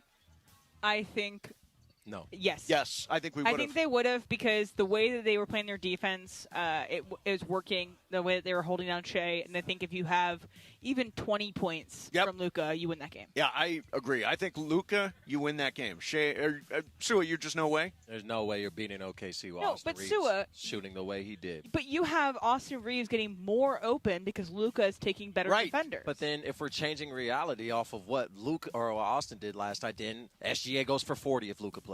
We can play that game both ways. That's all I'm saying. All we can go off is what we know. We know OKC is much deeper, much younger, much faster, and much more talented than what the Lakers have to offer outside of their big three. And because of that, whether Luka played or not, I would think that they'd have a better chance 100%. However, last night they're going to lose. If Reeves scores and shoots like that, it doesn't matter if LeBron has 30 and Luka has 30. Yeah, but some of those shots would wind up in Luka's hands. They wouldn't. He wouldn't have taken 16 shots probably. Exactly, and I think that if Luka was there, he would be, if Shea got locked up, the best player on the court. Yes, I agree. He would have been better than Chet Holmgren.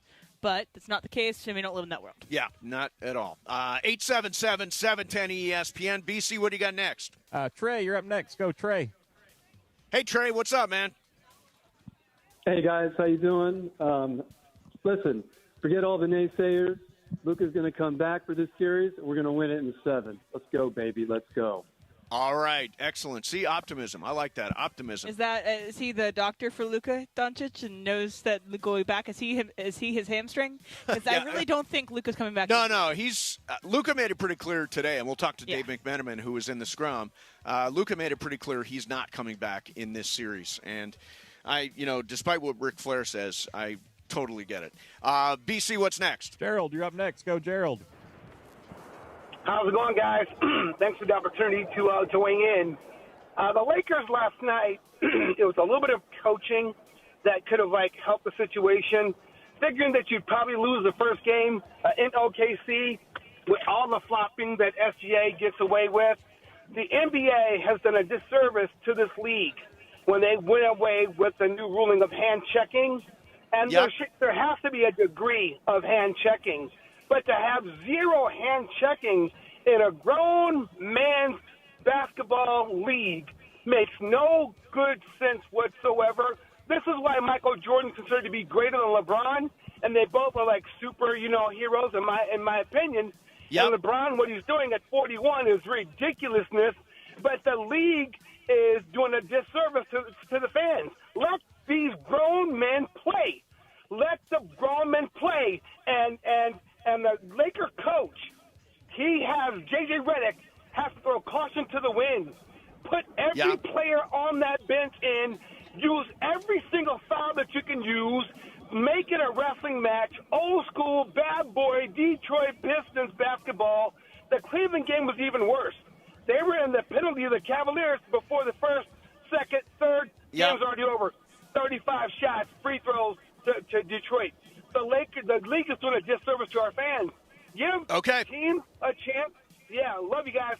All right, thank you very much for the call. Yeah, I mean, honestly, I thought that one of the keys to this series is being physical and matching their physicality. Their defense is very, very physical.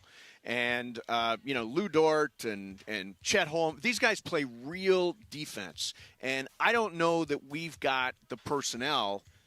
I don't know that we got the personnel to beat them. We got the facilities for that. Yeah.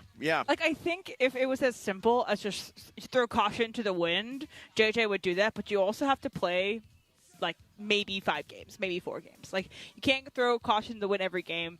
They're going to get run down. And he's just trying to oversimplify something that is they just can't do it.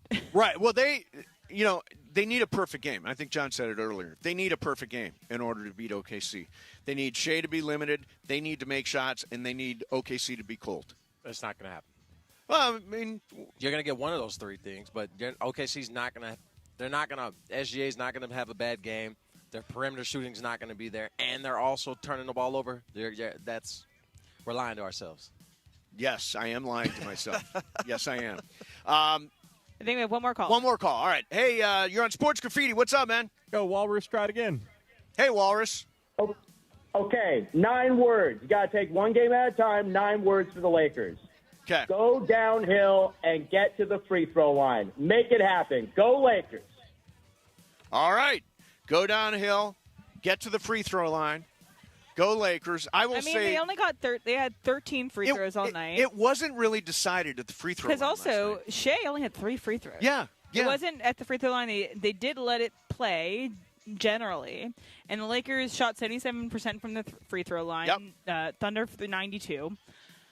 But there were only, 22, 23? It was 12 for the Thunder and 13 for the... Yeah, so 25 free throws. It was not determined at the free throw line last night. And a lot of Shea's acting didn't work.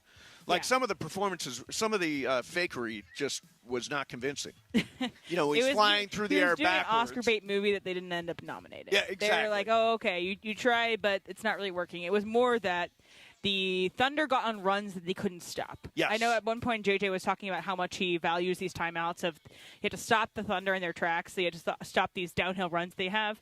But he didn't have timeouts at some point in time to be able to stop it. There's no way to stop the bleed. You know what the problem was? Too many runs. They had too many runs. You ran out of timeouts. And the Lakers had no runs. Yeah, the Lakers no runs. Could not get into a flow offensively, and that's why they are where they are. Yes. Now, tomorrow night, I still believe a perfect game can beat OKC. I think they've got to play in the mud. I think they've got to muck it up. I think they've got to play at Lakers pace and not OKC pace. And I think they need to once again throw everybody at Shea, limit what he can do, and hope those guys like McCain and Isaiah Joe and those guys don't make their threes like they did last night, and that the Lakers shoot well. Those 3 things need to happen. I think that was maybe 4, maybe that was 5 things. 6 things need to go right? Something like that? Yeah, it's a lot. It's a lot. 6 things have to go perfect. I want to throw something at you as next segment. Okay. It's a piece of sound from Pete Fairbanks with Jeff Passan. Oh, yeah. And it was a term in baseball that I'd never heard before. I've never heard it either. I watched this clip this morning. And I think it's really funny. Okay. We can do that next. We will do that coming up next. It is the day after the Lakers lose Game 1, Game 2 tomorrow night. We had John on a little bit earlier. He will be in for the full show, we anticipate, tomorrow from OKC. Dave McMenamin going to join us in about 15 minutes. And coming up next, a term that a pitcher used that we've never heard before. We'll do that next. Mason and Ireland, 710 ESPN. DeMarco and Travis have taken over Afternoon Drive. You know what the first thing that always comes into my mind when I think LAFC? Mario. Second thing. Mario's number 1. Second thing that pops in. Flying the bird. LAFC. No. Migallo. Weekdays starting at 3 p.m. That's where you had turned me on to the phrase of Migallo. I'd never heard it before. In bed. My guy.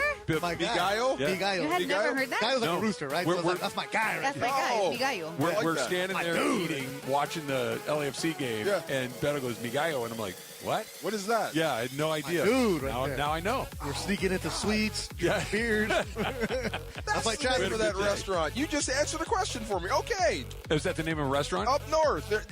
That's what it means. Ah, my guy. Okay. Well, there you go. Well, the slang is like my guy. Yeah. Afternoons with DeMarco and Travis starting at 3 p.m. on 710 ESPN. The all-new ESPN LA app. And live on YouTube. Hey guys, if you're heading into summer without a medical emergency kit, you're taking a risk most people don't think about until it's too late. Summer colds linger and can turn into sinus infections that could last for weeks. Getting sick right before vacation can derail everything. And when you're traveling, finding a doctor and a pharmacy can be really stressful.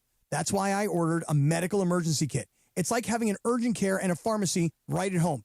It includes essential prescriptions like amoxicillin and generic Z-Packs to treat wide ranges of common and serious illnesses. So if you wake up sick, at home or on the road, you already have what you need. No waiting for your doctor, no hours at urgent care, no pharmacy lines, no copays. You just match your symptoms to the right prescription in your guidebook, or you call the telemedicine doctor standing by. Start on your bed sooner and feel better faster. Every home needs at least one medical emergency kit. Order yours online in minutes, and it's shipped to your door. Save $45 with our promo code 710 at urgentcarekit.com/710. Promo code is 710 at urgentcarekit.com/710.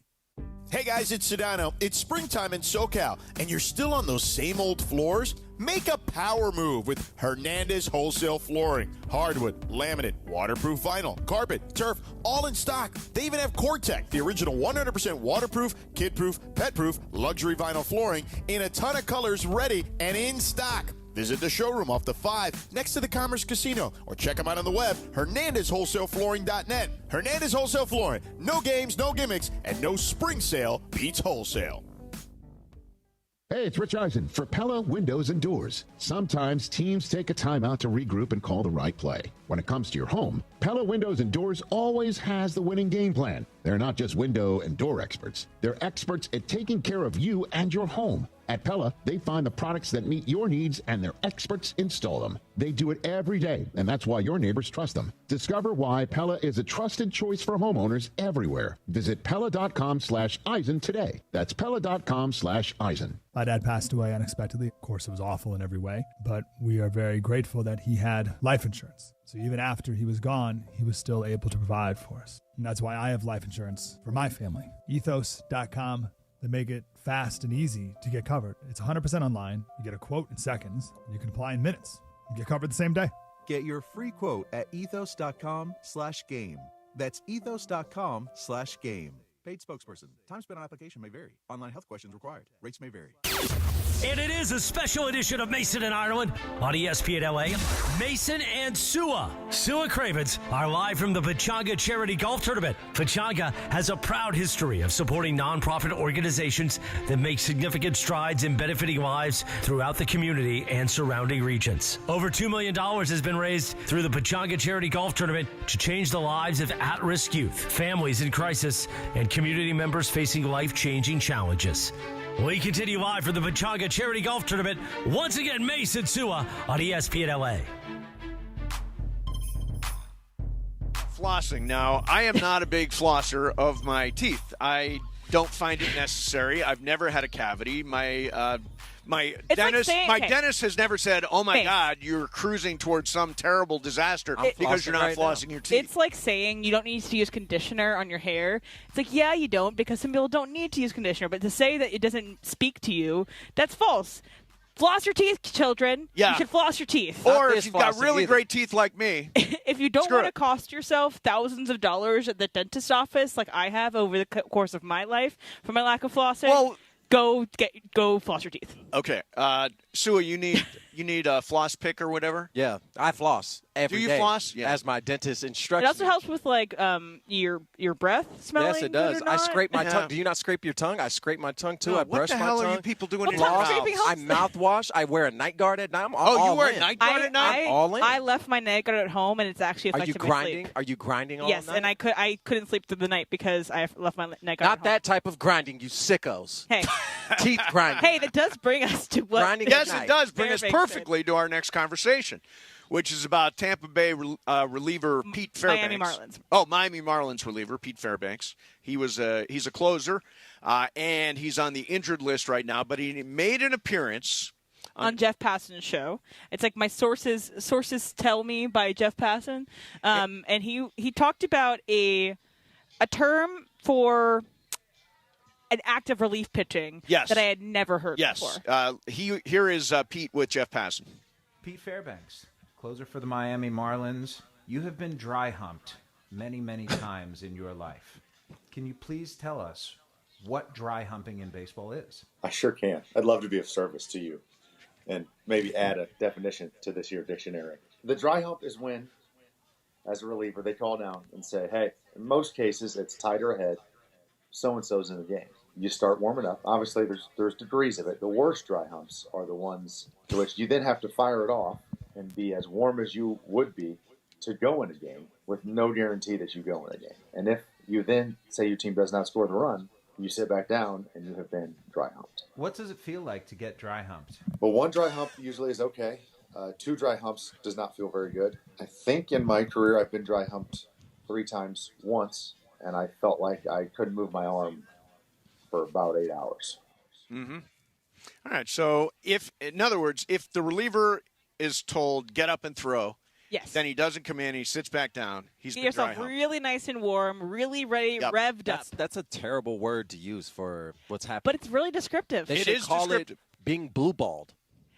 That is true. They should. But You I got think- me revved Well, no, up. that's actually- I'm ready to go. We about to get down to action. Lights, camera, doors is closed. Was good. And now you didn't change your mind. Yeah. Now I gotta go. I already got the hotel room. What you mean? I like dry humping as a term because it's like you're basically doing it, but not going through the goalposts, I guess. Right. So that's what I think is this, because you're basically doing all the things you would be doing as a reliever, but you don't get a run to the end zone. Sounds like you got blue-balled.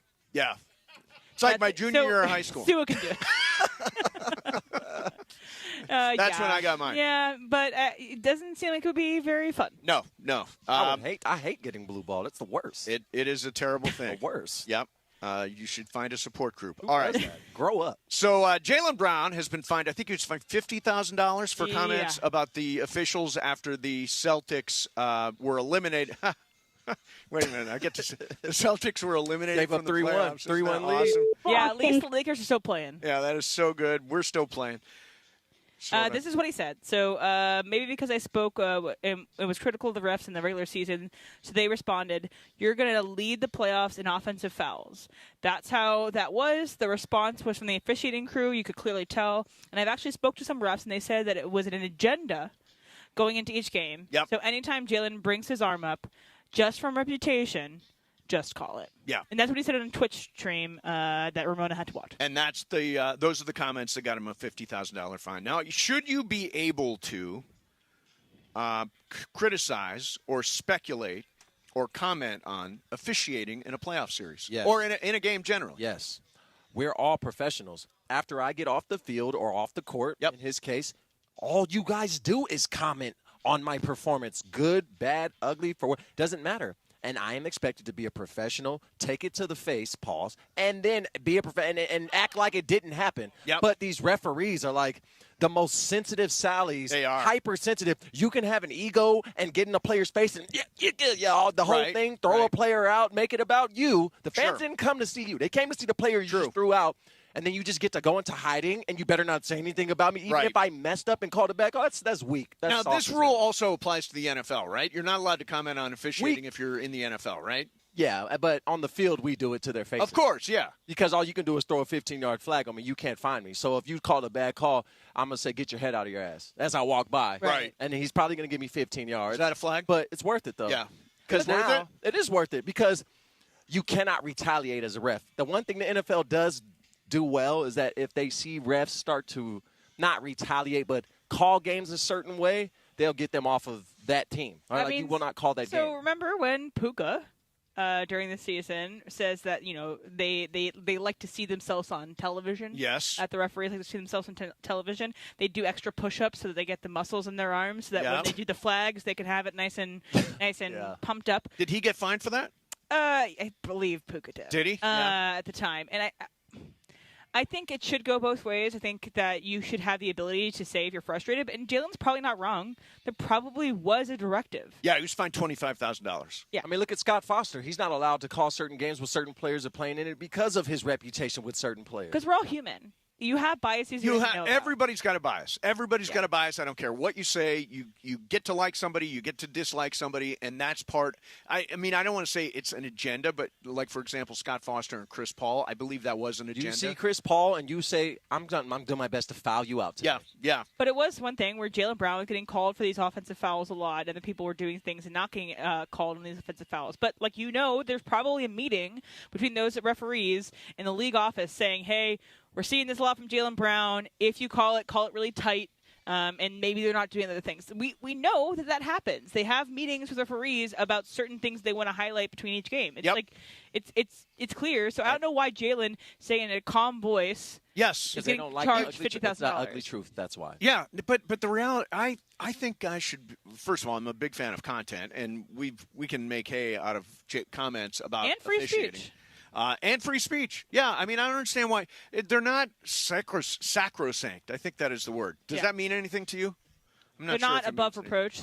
Yeah, there you go. Yeah. I mean, seriously, you can be critical of officiating. If fans are, when we do sports graffiti, callers are, analysts are. If we find callers $50,000 every time they try to say something bad about us or say something bad about the Lakers. No, say something bad about LeBron. That would be the game. Yeah, exactly. Like it's ridiculous. They should be able to. This is the problem with sports and pro sports in general for every sport.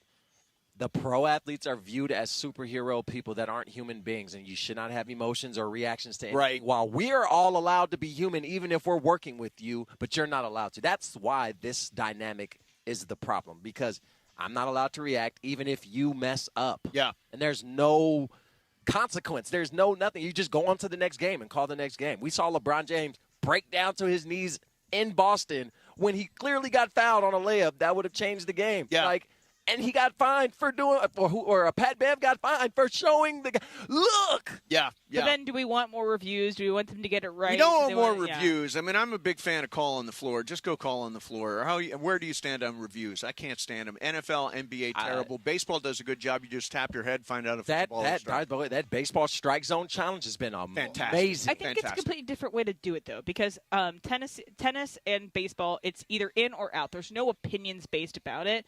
When it comes to fouling, there is opinions on it. It's like how you read that interaction, especially when it's slowed down, like frame by frame, as opposed to it's in or out. It's very subjective. Like a football catch. Yeah, it's subjective. We decided that it's subjective. Which is absolutely crazy, because I watch football now, and I'm like, I can't tell you if that's a catch. In my eyes, he dropped the ball. He did not take 2 steps. He didn't even finish the play with the ball in his hands. How is this a catch? I don't understand how these reviews work. So my question is, though, how does baseball review so fast the ball and strike, whereas football, NBA, it takes forever? And by the way, we're watching it on screen. We know what it is. Well, it's because it's not opinions-based. It's because there's a box, in or out.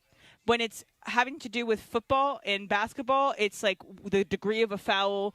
Did someone catch it? It's up for opinion. It's not yes or no.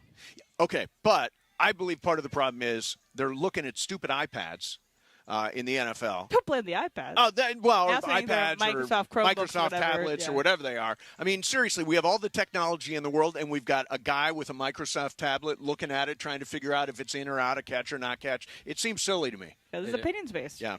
All right, coming up next for you, Dave McMenamin is going to join us. He's an OKC covering the Lakers and was in the scrum with Luka Doncic a little bit earlier today. That is coming up next for you. We are live at Pechanga Resort Casino at the Pechanga Charity Golf Tournament.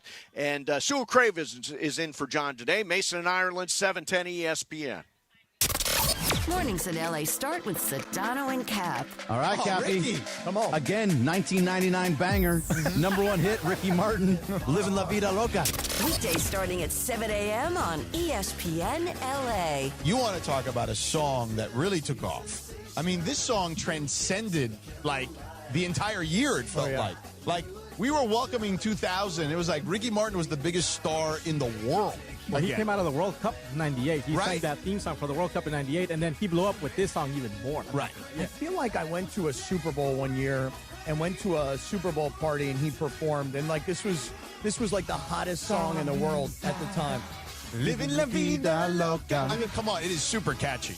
Even now, this is a banger. Oh, There's a Spanish version of this, too. Oh, really? Yeah, there's a Spanish It's a version. great song. To this day, I love this song. It's a banger. Yeah, love it. The Morning Show with Sedano and Cap. Weekdays starting at 7 a.m. on ESPN Los Angeles. Hey guys, it's Sedano. Next time you're at my home away from home, LAX, look up. You'll see the future of travel in action. It's the all-electric Skylink train. It's now testing, and trust me, this is a game changer. What does it take to build a champion? It takes round-the-clock preparation. And soon, Skylink will connect you to the airport terminals, the new rental car center, and LA Metro. From practice to prime time, the LAX Skylink. Fast, free, and built for LA. In testing now to help you skip the traffic later. Hey everybody, it's Cap. I'm here with Angie from Angelica's Insurance. Every team needs a strong defense, and when it comes to protecting what matters most, they've got you covered. That's right. From auto and home to renters, business, and life insurance, we built a game plan tailored just for you. And if life throws a penalty your way, like a DUI, for example, We got you. We specialize in DUIs, SR22 coverage, getting you back on the road fast and affordably. Visit angelicas-ins.com or call 1-888-717-0773 for your free quote today. Harry Douglas here. Game day brings the excitement. Your stay should feel just as memorable. With Marriott Bonvoy, official hotel partner of the NCAA and U.S. Soccer, you're connected to a portfolio of brands designed for how you travel. Some offer complimentary breakfast, others give you room to spread out, space to stay productive, or extended stay comforts. So whether you're a traveling fan or part of the team, Marriott Bonvoy celebrates the moments that live on before and after the game. Marriott Bonvoy, where game day checks in. Mother's Day is coming, and you gotta show love to the mothers in your life. You know you gotta take care of mom. Plus, my wife just became a first-time mom. So yeah, Mother's Day matters, and you gotta get it right. That's why I'm sending flowers from the Books Company. Right now, get 25% off with code CANTY. Books flowers are cut fresh, so you get bigger, brighter blooms that last way longer. And it's easy. Pick the bouquet, the delivery date, and you're done. Mother's Day is May 10th, so don't wait. Go to Books.com, use code CANTY to get 25% off. That's BOUQS.com. And it is Mason and Ireland, the OGs of LA Sports Radio. Like, that's the problem in the world, is there aren't enough happy shows. Fun shows. Right, fun. Mason and Ireland. 710 ESPN. And we are live at Pechanga Resort Casino for the Pechanga Charity Golf Tournament. Sue Cravens is in for John today. Em is here. The whole team is here. Ben Conroy on the board. And Steph is here. And Janessa is here. And Sam Patesh is here. Everybody's teamed up to make this thing happen today. Thank you to Pechanga for inviting us out here and having us. It's been a great couple of days. And joining us right now from Oklahoma City is at McTen, Dave McMenamin. McTen, what's going on, man? Hey, what's up, Steve? What's up, Sue? How are you guys doing? We're doing okay. We're doing okay. Now, you were in that scrum this morning with Luka. Tell us what went down. I was, and what I saw was kind of a very glum Luka Doncic. Bad body language. Not bad body language in terms of him not being open to talk about the questions that were coming his way, but he looked like someone who he told us he was frustrated with his words, but what he told us with his body was he's disappointed. To me, it wasn't looking in the eyes of a guy that is thinking somewhere in the back of his head that he'll be returning this series. And he never said that outright. You know, when I asked him, does he have an intention to try to ramp up when the series shifts to LA for games 3 and 4? He didn't flat out deny that he would do that. He just said, I'm trying to work day by day, and I'm working within the frame of an 8-week recovery window that my doctor told me there would be, and we're only at week 5. See, what I don't understand about this is what was the real reality that Luka was going to come back? Because we know his hamstring injury was a serious one, enough to go and seek some type of treatment overseas, and the secret Illuminati treatment that he was given for this leg. I would give him a time frame to get him back by, even there were rumors saying at the end of the first round, start of the second. I don't think he ever had a chance of coming back. So what were the reality that we're facing as Laker fans, I guess, that Luka was never coming back? Why would he be so disappointed in that? Yeah, it's a great question. I think if you're a Laker fan, you should probably ask the organization that you're a fan of, because it was the team that said he was out indefinitely. So right. Luka told us today that the first time he met to have that MRI on his left hamstring, the doctor told him it's going to be 8 weeks. I would assume at that time he got that information. The Los Angeles Lakers also had that information, and they chose not to share it. I don't have an answer for you there. What's the status, and we'll talk about the game in the series in a second here, but the status of Jared Vanderbilt, who just had a really terrible injury last night? Yeah, just a gruesome injury. The bone of his right pinky finger went through the skin at the joint. He was able to go back into the locker room, go back to the medical professionals that they had on hand at Paycom Center, and throughout the course of the second half, get the bone back in the skin, get the finger put back together, as J.J. Redick said today, get stitched up, then get put in a splint and get bandaged up. So right now, he's day-to-day. Now it is his non-shooting hand. Obviously, though, he is such a physical player. He relies on using his hands to, poke away the ball, get steals, to tangle up with players under the basket for boxing out position, for rebounds, et cetera, et cetera. We'll see, right? J.J. Redick said it's a bit of a pain tolerance issue, but also, obviously, the finger is still vulnerable for something worse happening to it until it fully heals. Right.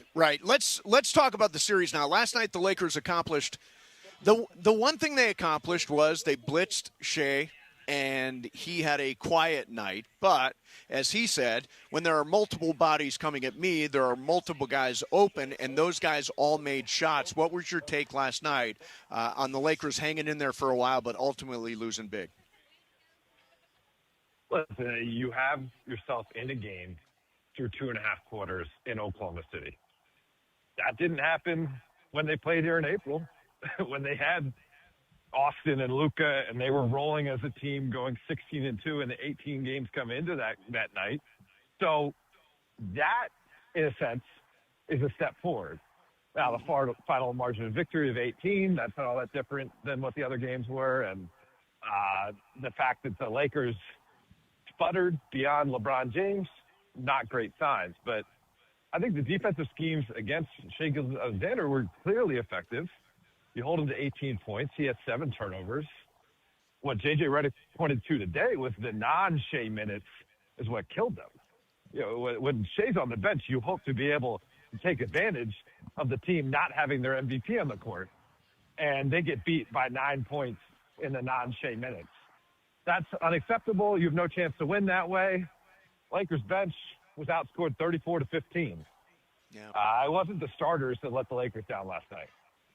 Do you think Austin Reaves will get the money he's searching for at the end of this season with the Lakers? Well, that's a tough question. For?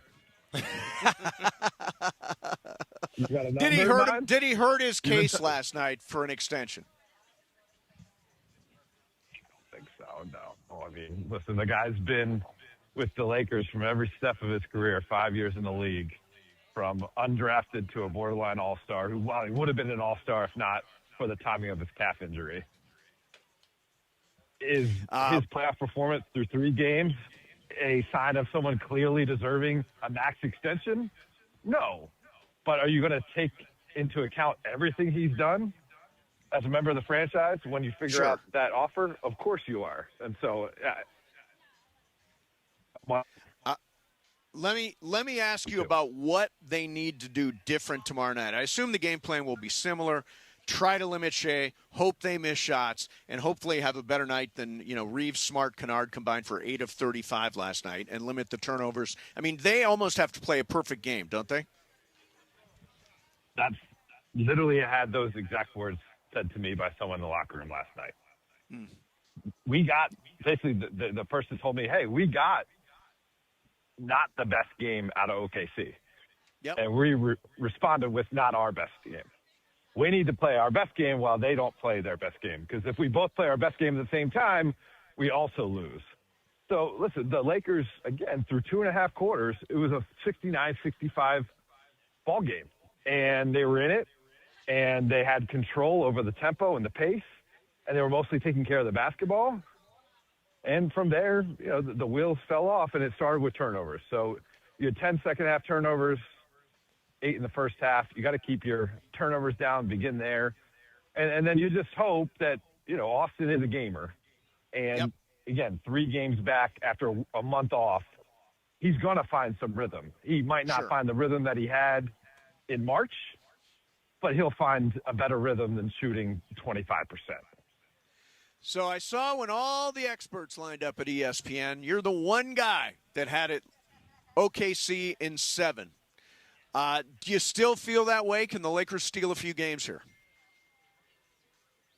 Well, that prediction was made with the thought or potential thought of Luka Doncic returning at some point in the middle of this series. I would say based on, again, the body language I was telling you about earlier and the words that he shared with us today and the timeline, that seems unlikely. And so the Lakers, in order for it to be a 7-game series with Luka involved, it's probably Luka returning, say, Game 7. Yeah, right. I'm not so sure that's going to happen. I was thinking of a scenario where somehow they split the first 2. Then you're coming back home, and Crypto.com is just on fire because they know they're going to have Luka Doncic back in a 1-1 series against the defending champions. I'm not so sure that's a realistic scenario at this point.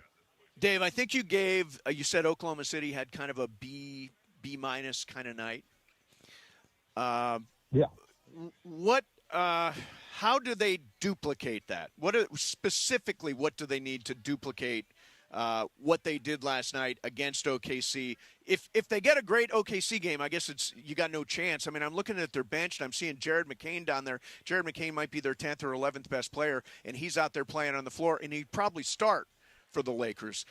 Do you think if the Lakers had Luka last night, hypothetically, could they have won last night?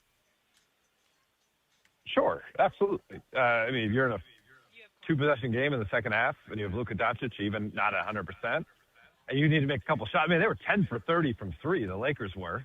Yeah. Luka can be a standstill shooter and do better than that, or certainly help raise that percentage, I'll put it that way. That's part of it. But like game plan discipline. So they showed a lot of game plan discipline on Shai Gilgeous-Alexander, which they deserve some credit for. But then he goes to the bench, and you see a scenario where you have Lou Dort putting it on the floor for a pull-up jumper. And rather you staying on your man, staying home, and allow him to shoot that, which is a low percentage shot, all the analytics will tell you, all the preparation will tell you from the Lakers coaching staff, you have a Lakers player leave their man to go run towards Dort. Dort then passes it out to Jared McCain for a wide-open 3. Which is a much better shot for the Thunder to take than a Lou Dort mid-range jumper. Yeah. So these are the type of attention-to-detail plays that need to occur when you're missing the leading scorer in the NBA this season, and you're working with some lineups that haven't had much continuity with one another. If you aren't all paying attention to all the things you're supposed to be doing, you're going to have a heck of a hard time trying to beat the team that won the championship last year and is rolling through the playoffs 5-0 and playing on their home court. All right. Well, I'm looking forward to tomorrow night when they deal with a heck of a rough matchup. And Dave, we appreciate you coming on. Thank you very much, and great work as always. Oh, by the way, Dave, before you go, I wanted to congratulate you on your piece with LeBron. The 23 questions that you did, I thought was just a terrific piece. How did you get LeBron to go along with that? It was, I mean, I've been covering for 12 years. I think part of it is we understand that we both have a job to do, and we try to do it to the best of our ability in the times the press and the players have to deal with one another. And kind of the pitch was, hey, I've asked you everything I've wanted to ask you the last 12 years. I've actually kind of scraped the bottom of the barrel, and here are 23 questions I've ever asked you before. And obviously, it took him agreeing to doing it. And then I guess it took me continuing as the questions went on to keep his attention. Because at some point, he could be like, yo, I'm done. I don't need to do this anymore. But, you find a pocket of time, 3, 4, 5 minutes. We did 9 brief interviews throughout the season all around the country, usually post-game as we're walking out of the arena. And usually on the road, too, because we're both not in a rush to head home to our families. And I just am grateful that he gave me so much candor and honesty in his answers. Yeah, it's a terrific piece. If anybody hasn't read it. By the way, his favorite movie is The Godfather? Who can argue with that, right? Favorite movie. Yeah, I love that. Love that. All right, Dave, thank you very much for coming on, man. Best of luck as you continue to cover this series. Yeah, thanks. And Sue, you're going to be getting a call from Austin Reaves' agents, I think. They want to Yes. know about that I kind of number. golf with a lot You know of the what same number he's people he going golfs for, with, so I'm looking forward to getting verbally accosted on the next tee box. All right, thanks, Dave. All right, see you guys. Yeah, that's a tough question to ask Dave McMenamin. I like to ask the tough questions. That's a good question. It's a I good play question. football. They asked us anything at the worst times, and it's like, you better be a professional. So I just like to turn it back on the media sometimes. So, what's your favorite movie? I'm gonna ask. Yeah, you Goodfellas. the question. Goodfellas. That's a good one. Watched it a trillion times. Think I'm funny? Like what? Like a clown? Yeah. Why, make you laugh? No, what's funny? See, I always have this thing about comfort movies. Like, you got a comfort movie. You come across it while you're flipping around, and you're like, oh, yeah, I can Leave it watch on. that Just again. leave it on. I always stick with The Godfather. I always stick with Casino. Those are your comfort movies? Those How are was comfort the mafia movies comfort movie? The Anchorman, the story of Ron Burgundy. Oh, Anchorman, for or sure. Dewey Cox. Okay. Walk Hard. Those are my Or two Talladega comfort Nights. movies. I watched an Yeah. incredible TikTok today that was someone saying the girl version of your mafia movies are Jane Austen movies. And let me explain. Oh. It's because you have to understand the order of the world that they live in so that you know when there's a small infraction, that person's done. Right. So it's like in the mafia world, okay, a small infraction, that means, and then also when Tony's like, okay, let's go in the boat, Yep. he's in some big trouble. In the Jane Austen world, a dance at a ball means that, that person is going to be with this person forever. It's interesting because they're both covering a world in which you get a peek into that is all built on structure, built on hierarchies of families and how you can get in and out, and also a lot of outsider stories. I'll just say, open your mind. The girl version of mafia movies is Jane Austen movies. I might, because there's not a lot of good mafia movies lately. There's not a lot of good mafia movies. Yeah, I mean, what is Did the you last... watch Killers of the Flower Moon? No. Yeah, that's a good movie. Go watch it. That's a Scorsese movie. That's really good. Send it to me. Send me a list of mafia movies, please. Okay. That's I love not really mafia, It is. though. Is it? It is. I'm getting I will kinda. say, don't take Sam's advice. It is a mafia. It is okay. Yes. Don't take Sam's advice. Do you hear that, Sam? Your advice not good here.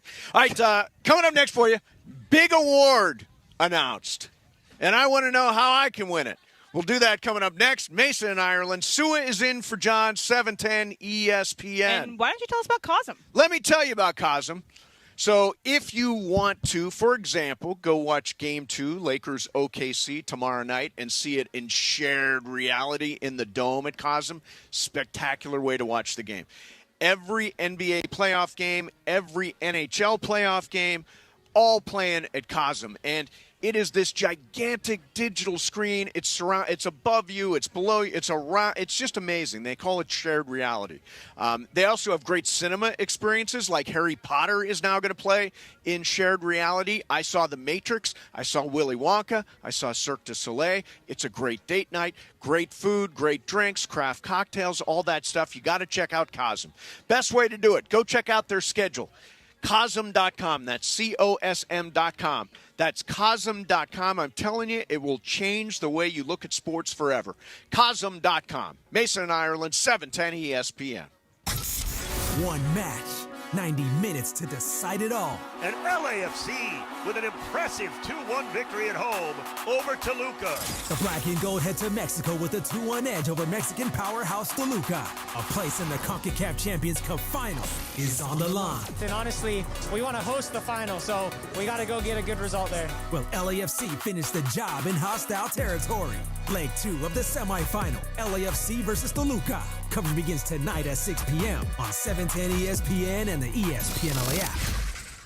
When it's game time, there's no room for hesitation, and you better believe GM John Good will make you a great deal at George Chevrolet. Whether you're rolling in a power-packed Silverado, loading up the family in a spacious Chevy Traverse, or going all electric, John Good has the great deal you want at George Chevrolet. Amazing pricing, zero pressure, and the next level Chevy vehicles you want are at George Chevrolet, conveniently located off the 91 at Lakewood in Bellflower. Or shop at georgechevy.com. Chevrolet, together let's drive. Lowe's has the brands pros trust to get the job done. You can now shop new Catalyst fencing solutions and save big when you do. 10% off when you buy in bulk. Plus, save $180 on a DeWalt 12-inch dual bevel sliding compound miter saw. Now just $449. Our best lineup is here at Lowe's. Valid through 5/6 while supplies last. Selection varies by location. Evan Cohen here. PayPal is now the official peer-to-peer payment sponsor of the NFL, which means all the money moments that fandom creates, whether splitting tailgate costs or chipping in on tickets and game day food between friends, are covered. Wherever the game is played or watched, PayPal moves with fans. You can send money through text, email, or directly to your friends with eligible accounts on Venmo. Just download the PayPal app and share all the moments that matter. Account with PayPal is required. Not available in all regions where PayPal operates. And it is a special edition of Mason and Ireland on ESPN LA. Mason and Sua Cravens are live from the Pechanga Charity Golf Tournament. Pechanga has a proud history of supporting nonprofit organizations that make significant strides in benefiting lives throughout the community and surrounding regions. Over $2 million has been raised through the Pechanga Charity Golf Tournament to change the lives of at-risk youth, families in crisis, and community members facing life-changing challenges. We continue live from the Pechanga Charity Golf Tournament. Once again, Mason Sua on ESPN LA. We are live at the Pechanga Resort Casino, and the Pechanga Charity Golf Tournament is going on right now, and one of the beneficiaries is an organization known as Voices for the Children. Anthony Olirri is here to talk about that. Hi, Anthony. How are you, man? Hang on a second. Let's turn your mic on. Okay, there we go. Now we How about now? Mic check. Yeah, two. You hear me? Check 1, 2, 3. Beautiful. Yeah. Mic check. So tell me about Voices for the Children. Yeah, Voices for Children is a foster youth benefited program. We have CASA's court-appointed special advocates who are volunteers that support foster youth here in Riverside County as well as San Diego County. So it's a program that really benefits the future generations of this community and particularly at-risk youth in the foster care system. I actually, when I was living in Rialto, I lived across the street from a foster care home, and I met a bunch of kids that had been through a bunch of things that they did not deserve, should have never experienced in their life, and they were given basically a second chance and a launching pad until they're 18. How long does this program last for these kids, and how many kids do you bring in to help in this program yearly? Yeah, so since Voices for Children expanded to Riverside County, I believe it's over 1,700 youth that they've served in the past decade. So that's a really big number, and especially considering how quickly Riverside County is growing. But there is still such a need for these CASAs because it is a service that goes on for whenever a youth gets supported. In their case, it could be as early as a year old until they're out of the system. So for my specific case, I had a CASA. His name is Daniel, court-appointed special advocate, volunteer that came into my life when I was about 12 years old in middle school.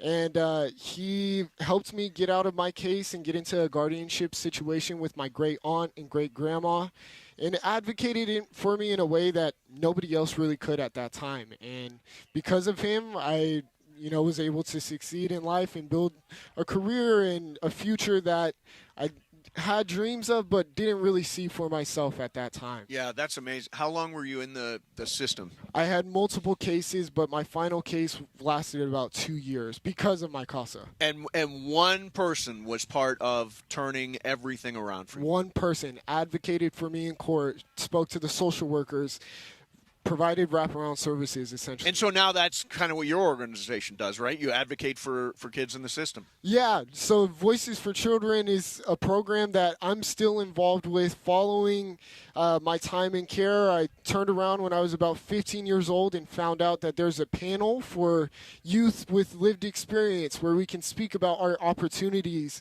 and experiences in the system and just how much ACOSA impacted our life. So I started speaking about 10 years ago now, and I haven't stopped since. That's awesome.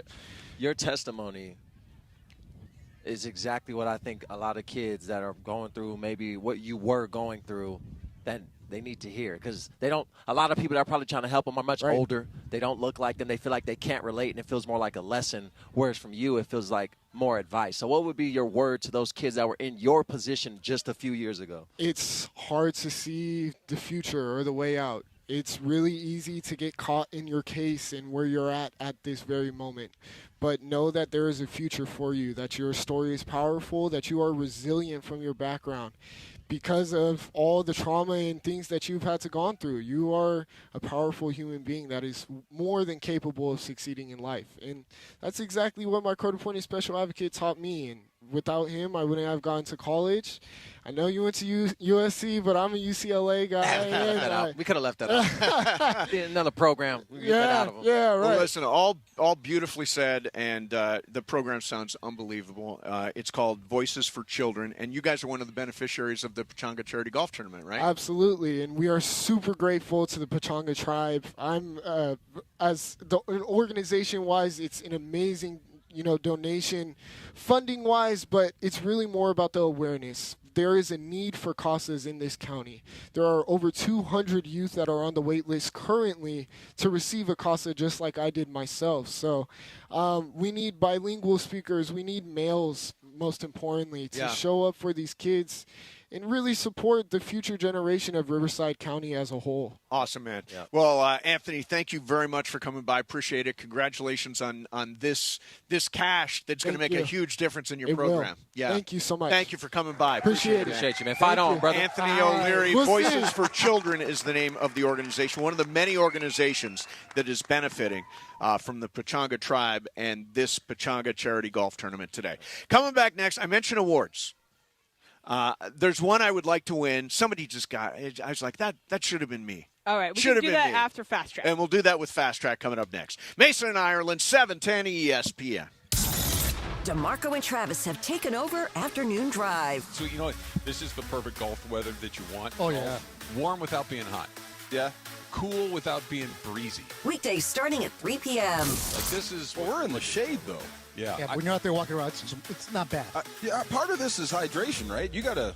Attrition is a big part of golf. It is. Yeah. I like to hydrate with Coors Lights. I feel I feel that is a very effective... What you do is your choice. Well, it is a good hydration. Yeah. I go Cascana's tequila. There you go. There you go. Tequila water. That's my jam right there. Water. There you go. There's hydration in there. If you come through the halfway house, maybe there's a double transfusion. Okay, there you go. Double transfusion or a glizzy. You got to get that. Oh, always a good choice. Oh, I turned DeMarco on to transfusion. Oh, you got that? Loved it.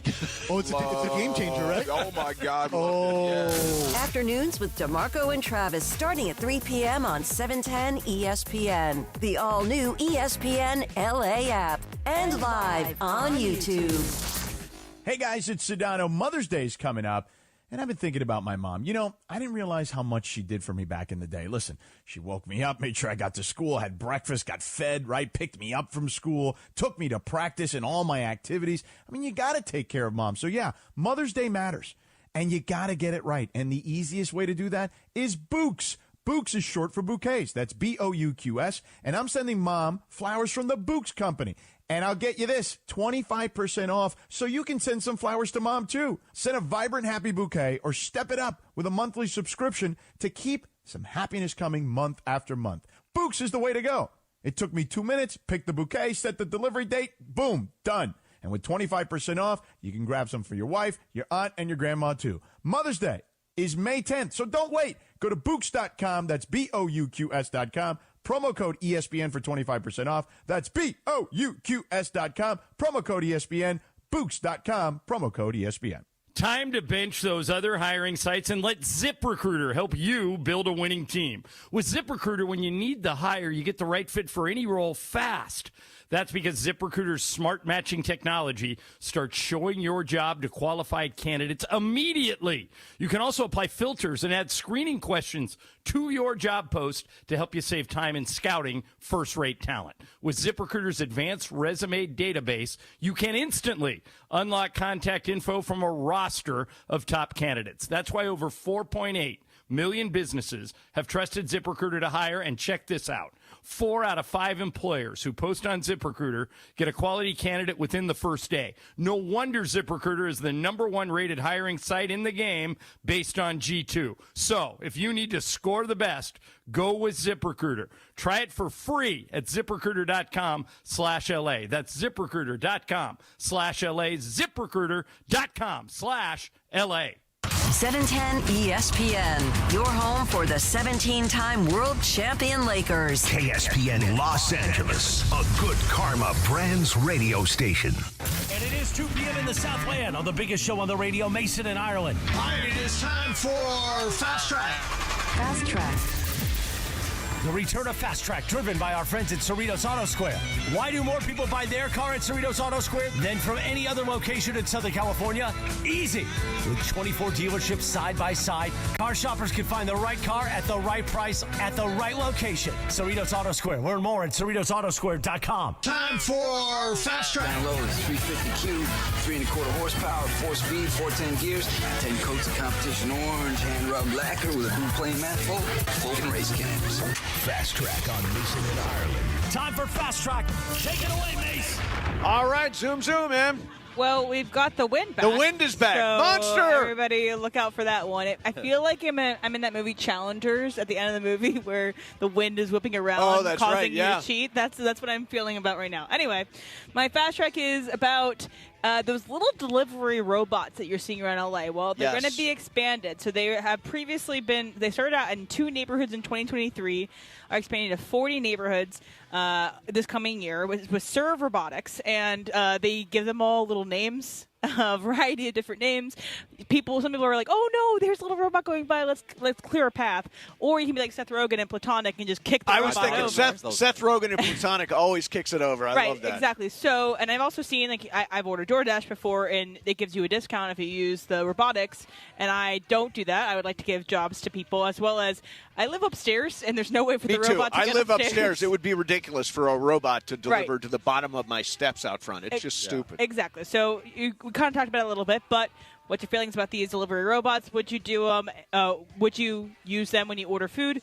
And would you kick them over? Or I love them because my daughter loves them. So really? We drive and we see them on the sidewalk. They go, "Oh, it's a robot puppy." They gave them little eyes. Yeah. So that was a really good moment to give them a sort of anthropomorphic One cut me off. quality. One cut me off at the light. Like, when you're turning right at like a red light. It didn't say walk. It did not say walk, Mr. Robot, and he just decides to just dart out in the middle of the street. Or Mrs. Robot. I'm very pro people. You said it. Yeah. I mean, there are so many people listening right now who are Uber drivers or Lyft drivers or delivery people. They deliver food or they deliver, like Ease delivers to me. Right. I like to take care of those people. I want people delivering my stuff as opposed to robots. These delivery folks have been bad lately, though. I'm not going to lie. They've been bad What lately. do you mean? They've been real bad. Like, I'm talking about you show up 50 minutes after the delivery time, and you have a That's you don't not their think fault. Yeah, but don't you think are you blaming them? What are they doing? Like joyriding? And I pay for expedited order, and it says guaranteed to get here at 4:30, and you pull up on the block at 5:10 with my cold order. That's more of an issue with that DoorDash. is your fault. That's an issue with the restaurant. The restaurant didn't make the food fast and enough. this is and that's exactly what they want you to think. These So restaurants are even That's saying exactly it. They're like, what they we don't want even. you to These think. restaurants don't even want to do some of these delivery services anymore because of the delivery people who are finessing. I'm trying to tell you, I done been through the I worst. think you're sounding like someone who lives in a nice neighborhood. Yeah. Look, if you're going to come to my neighborhood, you got to have a certain food credit at score. 4:30, damn it. Certain credit score is required to Pro come to people, our neighborhood. Pro people. All right, BC, what do you got? Fast Track. All right, back-to-back days here in the MLB. We have a couple of suspensions. Today it was announced Tigers Framber Valdez 6 games, and yesterday Pirates reliever Chris Davinsky. Both of them getting suspension for what is being called intentionally throwing at batters, both hitting batters. The Valdez one was kind of interesting, back-to-back home runs, and then he hits Trevor Story yesterday. AJ Hinch actually came out with this long quote, kind of got to how do we know that this is intentional, is what he's saying. You can't just be suspending people when you don't know it's intentional. But I say, well, come on now, you can tell. So my question to you is, you can tell when somebody is intentionally throwing at somebody, or do you not buy that? I mean, I look at the context. The context tells me everything. If the guy hit, you said Trevor Story hit 2 home runs off of Framber Valdez? Back-to-back home runs. Trevor Story was the third batter, and then he got hit. Yeah, I mean, that's, to me, you look at the context and you say, obviously that was intentional. That was intentional. But, like, you can take the Justin Robleski in Game 7 in the World Series. They are not intentionally throwing at a Blue Jay, though the Blue Jays felt as though Robleski was throwing at him intentionally. Yeah, and I think... But the guy, like, leaned in front of the pitch. That's how that was intentional. Yeah, in that case, context, again, tells you everything. Robleski isn't in a position where you want to give them a free base runner at that point. So, you know, I think it's all about context. Sua, you don't like this throwing. You know how I feel about this. You throw at baseball me, I'm has its own meter of justice. You throw the ball at me one time, I'm charging out, and I'm okay with the suspension. I'm going to whoop your ass. And I'm going to let it be known. I bet you nobody else will throw at me. I believe you will be suspended Why are for you a full staring season. at me when you say that? Suspend me.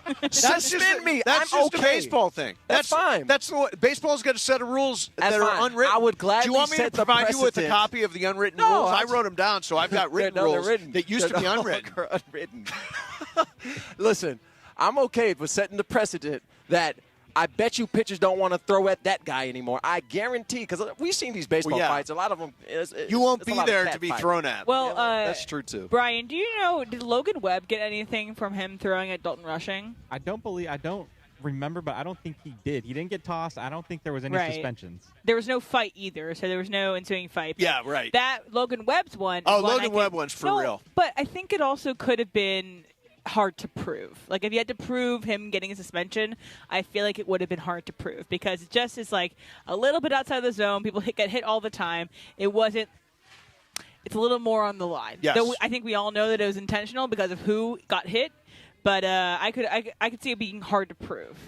All right, let's do this.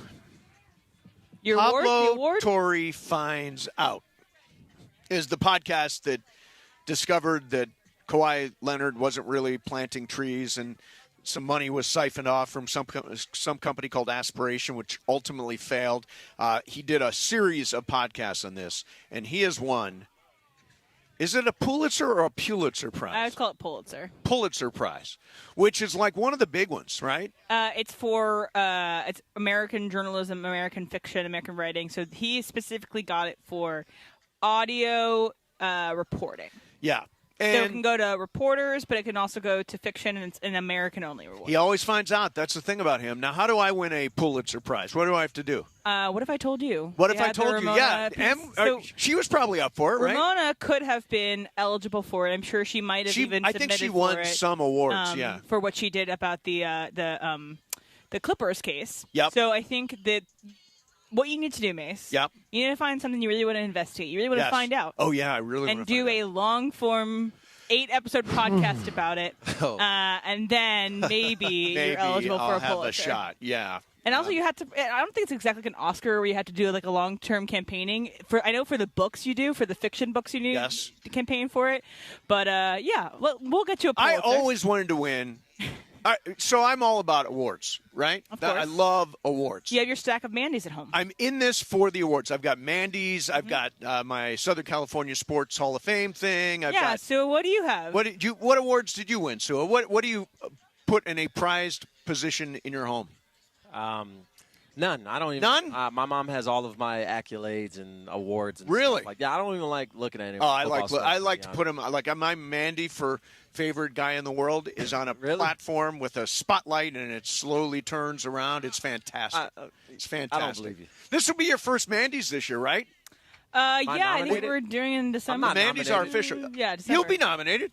For what? Fill-in of the year. Best fill-in of the year. It's you versus Ramona, who's the three-time winner. Got it. Ramona's I don't know. She's the insider. I don't know. People love Sua. People do love Sua. Remember, a lot of people yesterday were like, "Hey, Sua's so funny. Save Sua." Yeah, that was. By the way, Juan looked at the video of the table. Yeah. the monster video multiple times and thought you were the most hilarious part of it. My pain, laughing at my pain. Laughing at your pain, yes. But to answer your question, no, I don't have any of my accolades on display. I kind of, this new identity of mine, I'm just full-time golfer and dad, so the new people I meet on the course, we've been golfing for like a year now. Yep. I don't give them my Instagram or anything. We just meet up for tea times, and they randomly come to me and go, why didn't you ever tell me you played in the NFL? I'm like, that was a long time ago. Hit your ball, bro. So you don't even tell people? No, I don't even watch my own highlights. I don't know. It feels like, I don't like living in the past. I hate people that are like, I reached my prime in high school. You said something really interesting. I do. I love the past. I'm very, very nostalgic. And so I've got, like, for example, if you were to come to my house, there is a big table, Formica kind of table, old school. It's my grandmother's table that I grew up eating off of in Altoona, Pennsylvania. That's different. That's sentimental value. That your meals taste better simply eating off that table because it reminds you of Graham. Do you have your high school awards at home? Yeah, but do you have? Yeah. I do. I like my more recent awards, and I'm looking for more. If anybody wants to nominate me for awards, I'm definitely always in the market. I don't know who's going to win Host of the Year this time. Could be anybody. It could be literally. I haven't won an award in a long time. This could be your shot. This could be your shot. I'm telling you, it's a beautiful trophy. It's gigantic. It's got a champagne bottle, and it's beautiful. If there was a Dad of the Year trophy, I think I'd be a nominee. There you go. I think he'd have some tough competition. Yeah. I beg to differ. Yeah, see, Ben is pointing come on. Jacob Imrani. My girls are eating Wagyu tonight, brother. Yeah. Oh, man. Ben is coming hard. All right, so I want to ask you this. This Diana Rossini thing with Mike Vrabel is still – by the way, it is going on and on. Like today, there was a report that maybe Diana was really in love with Mike Vrabel. I don't think that's true, but I'm just – that's well, that's a the report. Daily Mail. Who cares? But, I mean, who knows, Yeah, right? sure, we don't know for sure. Sure. I want to know – so I think we got to stop pillaring people. You know, to pillory someone is to just continue to go at them and at them and at them. Why are we still even talking about this? Well, because I want to defend Diana. Yeah, she's a grown woman. She faced repercussions from her job. Why are we still talking about this? So let me ask you, Jay Glazer, who's a reporter for Fox and a really good reporter, good NFL guy. He has all of when they do the owners meeting or the coaches meet, all the coaches show up at his house and they've got a thing where they call it day drinking, right? Everybody has day drink before. What's the difference between that fraternizing and the fraternization that went on between Mike Vrabel and Diana Rossini in terms of sources and conflict of interest and all that stuff? There was no, I guess. Yeah, of course there wasn't. There was not a heavyweight wrestling match at the end. One's a lot more intimate. There was not a TLC heavyweight WrestleMania match. But this conflict of interest thing is what bothers me. Conflict of interest. I mean, Jay Glazer's got everybody at his house. Pick and choose. What I think is different is that is in a public setting. I don't know if it's at his house, but I know they day drink, and it's also all of them are together. It's not like Jay has one-on-one with Sean McVay there. It's all the coaches are all together, and he has access to inside of that, as opposed to her one-on-one interactions, presumably intimate interactions that he might not share that news to anybody else. I think that it is different when you use your sexuality. It is different. It is different. Obviously, that's a different level. I'm just saying the complaint about conflict of interest really, really bugs me. Like, I know people. There are reporters out there who have very close relationships with certain players. And so they write favorable pieces about those players. What's the difference? Yeah. The difference is there's a conflict of interest. Right, it's a conflict of interest. He or she's not being objective. Yeah. They are biased. Yes, they are. Anyway, I hope we're done with Diana Rossini. Are we done with her? I hope she moves on. Yeah. I think we're done. I hope she finds love. I think it's going to be ridiculed the rest of the season in like a way in which Inside the NBA did it, where you have them on the Gone Fishing boat. They had them on the It's going to be jokes as opposed to serious conversations about journalism. All of these folks commenting on it are doing dirt themselves behind doors that nobody knows about. I wouldn't say everybody. I wouldn't say everybody. 99% of these folks I would say less than that. I would say it's probably like 20%. You are hell no. Hell no. I think you have a little bit of a jaded view of this. Well, being on that side of things and seeing it for myself, I'm telling you, hell no. Yep. All right. Coming up next for you, it's getting windy. It's getting windy. Get ready to yell monster. Coming up next for you, a little more fast track, and then we'll circle back to last night's Game 1, Lakers versus OKC. What can they do different tomorrow night? We'll do that coming up. We are live from Pechanga Resort Casino for the Pechanga Charity Golf Tournament. Sue is in for John, 710 ESPN. It is Fast Track on Mason and Ireland on 710 ESPN, the all-new ESPN LA app, and always on YouTube at ESPN Los Angeles, driven by Cerritos Auto Square. It is time for Fast Track. Fast Track. Why do more people buy their car at Cerritos Auto Square than from any other location in Southern California? Easy. With 24 dealerships side by side, car shoppers can find the right car at the right price at the right location. Cerritos Auto Square. Learn more at CerritosAutoSquare.com. Time for Fast Track. More Fast Track next. It's DeMarco Farr and Travis Rogers for your afternoon drive. Went to the Mercado, loaded up on carnitas, some pollo, got fresh chicharron from the carnitas place. Ooh. Sat there in the bar. You say it. Chicharron. Chicharrón. See, sounds better with it. Oh, she speaks Spanish. I don't. I'm doing the best that I can over You here. did great, Did I do okay? Yes, you did. DeMarco and Travis have taken over Afternoon Drive. Weekdays starting at 3 p.m. on 710 ESPN. We all hear the radio ads about the IRS. They tell you to be afraid, to be scared, and they try to frighten you into calling. I'm not here to do that. Tax Relief Advocates is different. TRA is here to tell you that if you owe money to the IRS, whether it's $5,000, $50,000, or $500,000, we have a solution. It doesn't matter if you're sitting in your car, at work, or with your kids. No matter where you are, call now. 800-575-1482. Don't lose hope. TRA can eliminate or reduce what you owe to the IRS. Generous programs are now available that can give you a fresh start. Our passion is taxes and helping individuals fix their IRS problems. We have over 1,000 5-star reviews on Google and an A+ with the Better Business Bureau. You don't need to be afraid of the IRS any longer. End your tax nightmare today by visiting us online at TRA.com or call 800-575-1482. That's 800-575-1482. Tax Relief Advocates. Real solutions for real people. Your next Subaru is waiting for you at Subaru of Glendale. Lease a brand new 2026 Subaru Outback Premium CVT for just $259 a month plus tax for 36 months. One at this payment, then TY52-1782. MSRP $37,275. $3688 due at signing. $259 a month plus tax? Check out Subaru of Glendale. Call 888-855-6434 or check out SubaruofGlendale.net. 10,000 miles a year. Model code TDD-11. Subaru Motors Finance. Lease rates extended to well-qualified buyers with above-average credit. Subject to credit approval. Not all buyers may qualify. Hey guys, it's Sedano. Look, Mother's Day's coming up, and trust me, don't wait until the last minute on this one. Just recently, I took my wife to Burke Williams Day Spa, and honestly, it was exactly what we needed. She loved it.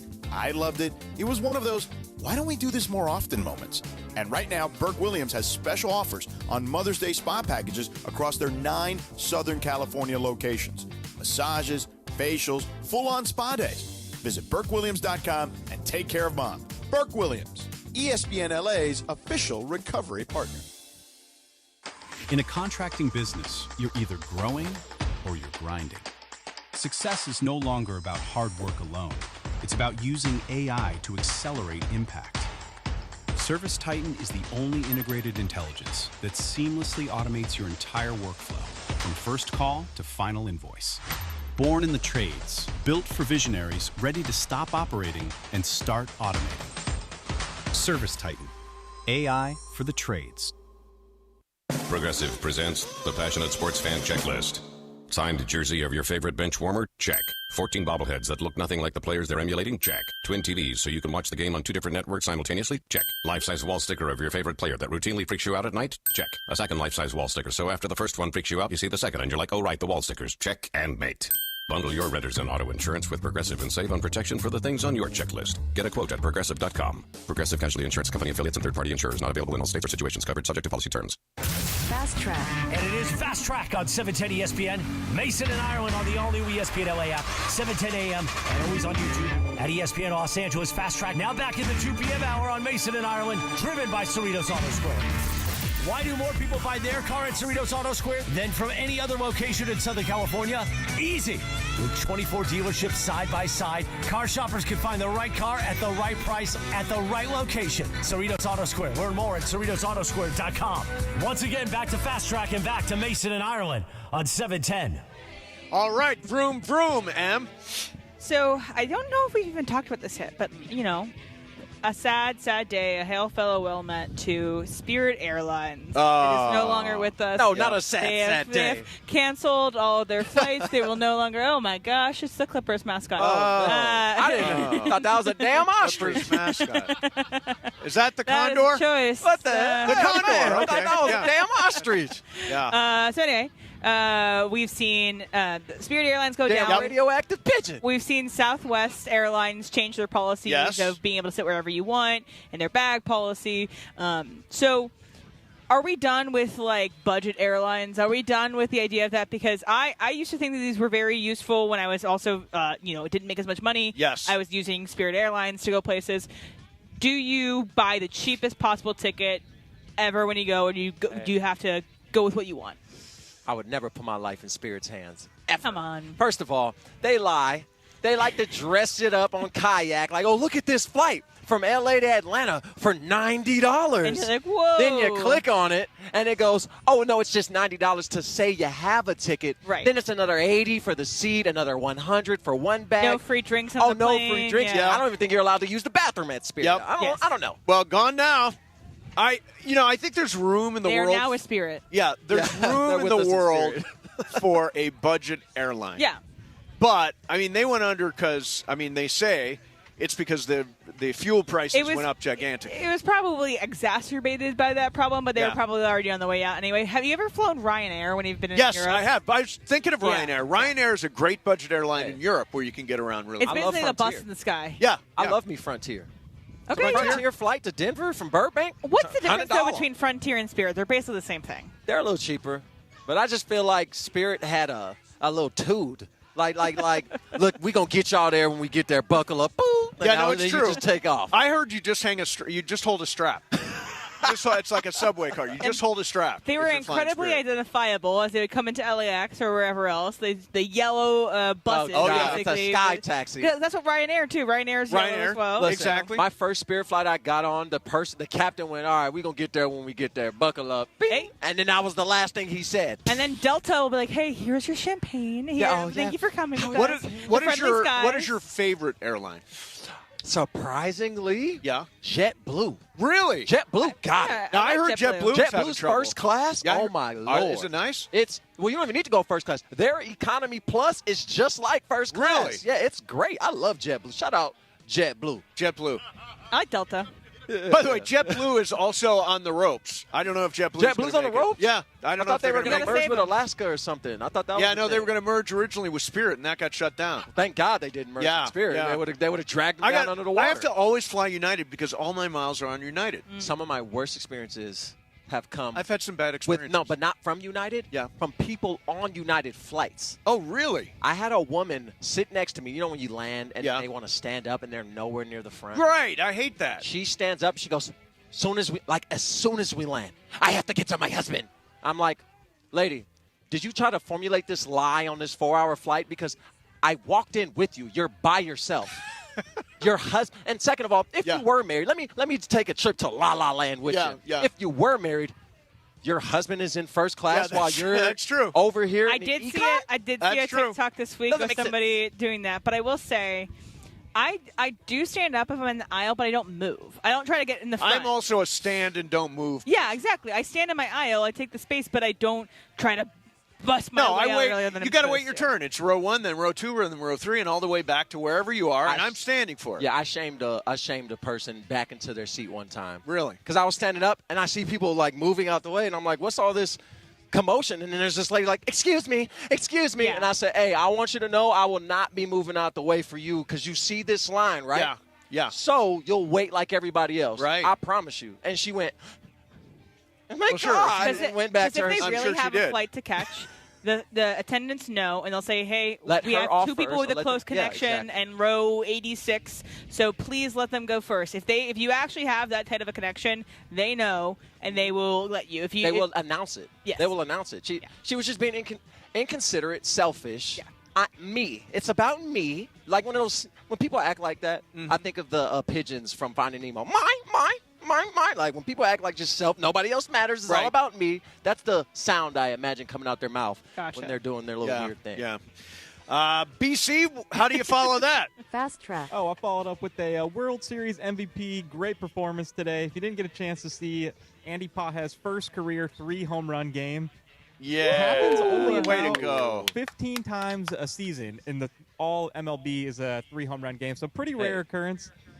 Have to show some love to Andy Pages. To me, I feel like he has been the glue so far early on in this season. What does just Andy Pages mean to the Dodgers right now? And let's just say 3 home runs against the Astros, cherry on top. Yeah, he's called the offense right now. He has called the offense. Last night had 3 hits. Today had 3 home runs. Last night, when I looked at the lineup, they let Shohei didn't. He pitched and he didn't hit. He pitched pretty well, by the way. Pitched 7 He innings. had Altuve and an all-time swing and a miss. My goodness, that couldn't have been that was an entire That was me awful. outside the strike zone. That was let me just get back to the dugout. But I would have led off with Pages in that lineup instead of batting him 7th. See, it gets more at bats. Yeah, more at bats. Let the guy hit. Hey, BC, by the way, that 3 home runs he put up, I do that on MLB The Show every time I log on to the game, baby. Yeah. That's a little mite. You know, everything's about Sue right here. Exactly. Sue's doing There you great go. here. Mine. Yeah. I think Pages is great that they held on to him too because They had many chances to trade him. Because the last postseason he was a 0. Besides, obviously, the huge catch in Game 7. But it's interesting how he has had such a wonderful year. I think he's going to be an all-star. He's going to be an all-star. We're going to have some surprise all-stars. I think Justin Wrobleski's going to be an all-star. I think rushing. Not enough at bats. Yeah. You don't think so? Not yet. Not enough at bats. And they had to pay a little bit of the Dodger tax. He had to be good enough, and also every team needs to have somebody. So he's going to get hated on because of that. I don't think so. On, but I just think that he needs to be incredible. Yeah, to and be you a got to play Dodger more than in 2 the days a All-Star. week.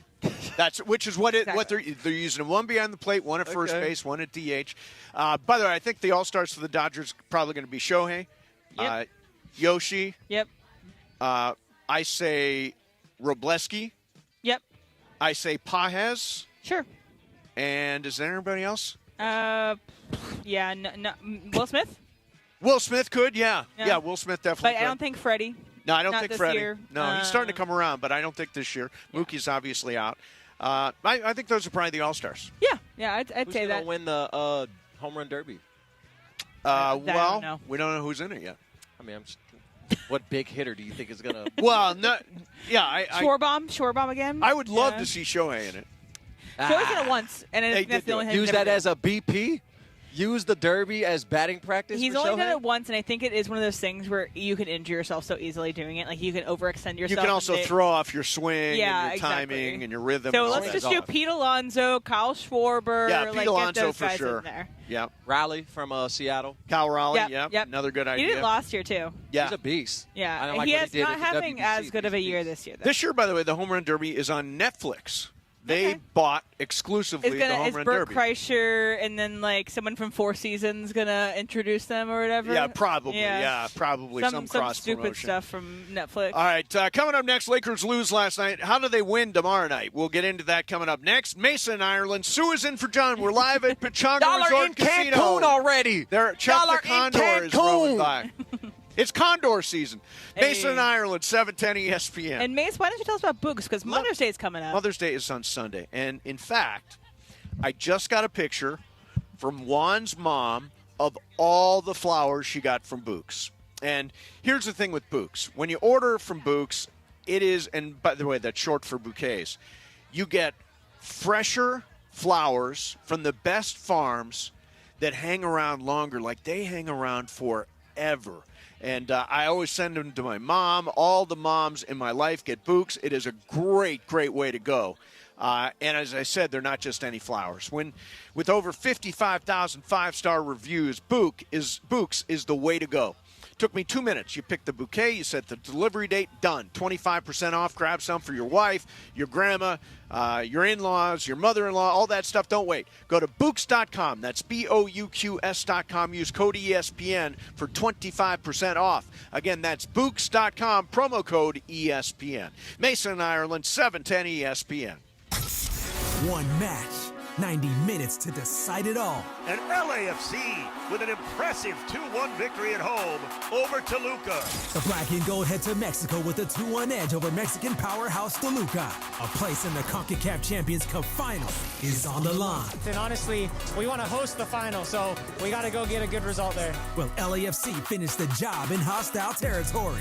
Leg 2 of the semifinal, LAFC versus Toluca. Coverage begins tonight at 6 p.m. on 710 ESPN and the ESPN LA app. Coverage and content of the 2026 NBA playoffs on ESPN LA is presented by Pechanga Resort Casino. Play a perfect combination at Pechanga Resort Casino, official Native American resort and casino of the Los Angeles Lakers. Visit Pechanga.com for more information. Hey guys, it's Sedano. Next time you're at my home away from home, LAX, look up. You'll see the future of travel in action. It's the all-electric Skylink train. It's now testing, and trust me, this is a game changer.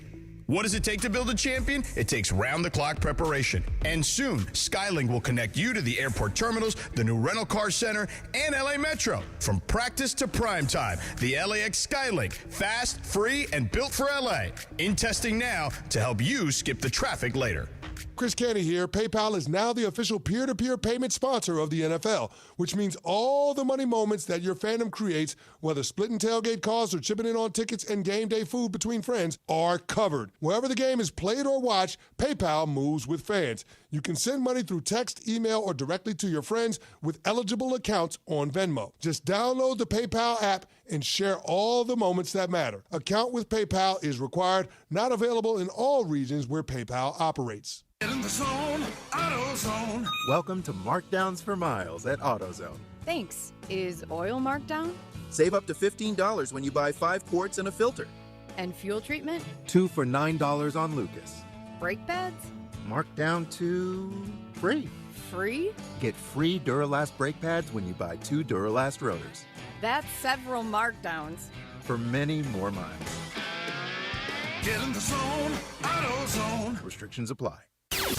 And it is a special edition of Mason and Ireland on ESPN LA. Mason and Sua. Sua Cravens are live from the Pechanga Charity Golf Tournament. Pechanga has a proud history of supporting nonprofit organizations that make significant strides in benefiting lives throughout the community and surrounding regions. Over $2 million has been raised through the Pechanga Charity Golf Tournament to change the lives of at-risk youth, families in crisis, and community members facing life-changing challenges. We continue live from the Pechanga Charity Golf Tournament. Once again, Mason Sua on ESPN LA. All right, again, we're live at Pechanga, as Morales just said, and we've had the opportunity to talk to a lot of the organizations that are benefiting from this Pechanga Charity Golf Tournament. And joining us right now is Scott Mallory, who's a journey at Pechanga Golf Pro. The golf savant. The golf savant. The guy. Now, Sua just told the story about getting kicked off the course. What do you have to do to get kicked off the course here, Sua? Not fix your divots. Get behind the pace of play. Yeah. Piss off Mallory. Yeah, piss him off. Drag your feet on the green. Oh, that's a good one. Let's see your group with some dragging of the green and not fixing your divot. You're done. So now I'm not a golf guy. How's Sua's game? You know what? Lie. Well, I got to lie. Yeah, please. He's phenomenal. We're live. Very good player. Thank you. Yes. Very good player. I think his best score here is, 72? Oh, you shot 72? Wow, that's really good. Got a plaque in the inside. I got a practical question for you. So, yesterday, we had the wind blow through here. Yes. And blew like everything everywhere. If you're not tied down, you're going to have these tents fly every once in a while. So how do guys deal with the wind when they're on the course? So the ones that live here in town, they know the wind in the afternoon, especially springtime, right through summertime and the fall time. It blows about 11:30 starting, and it does not let up until 7:30, 8 o'clock. So the ones that kind of get it, they know how to hit the golf ball a little bit lower. They can play the wind left to right to left. So if He's they can describing himself. Yeah, keep it a little closer to the ground. That's how you play. Yeah. So how many people have played in this tournament? Because you say tomorrow it's going to continue. How many people total are playing? So we have roughly 164, 168 players playing golf every single day. So when we had a 2-day event, we were in the 180s, and it was just taking way too much time. So we decided to go to a 3-day event, take the numbers down per day, make it speed up a little bit better. So right. That's helped tremendously. And raising so much money. We've talked to so many organizations that are benefiting from this tournament. Everything from Habitat for Humanity to a Hospice Center that was benefiting. We've talked to so many people. It's such great work. Well, that's been in place for, number 27 this year. So the charities certainly benefit from that fantastically. The number I think that they got a check this year was a little over like $50,000. Yeah, so that goes a long ways with all of these charities. And Pechanga has always been behind a number of charities, and with this golf tournament, it's even been better. Mallory, what is your best score here? And I knew you were going to ask how many that. hole-in-ones do you have here?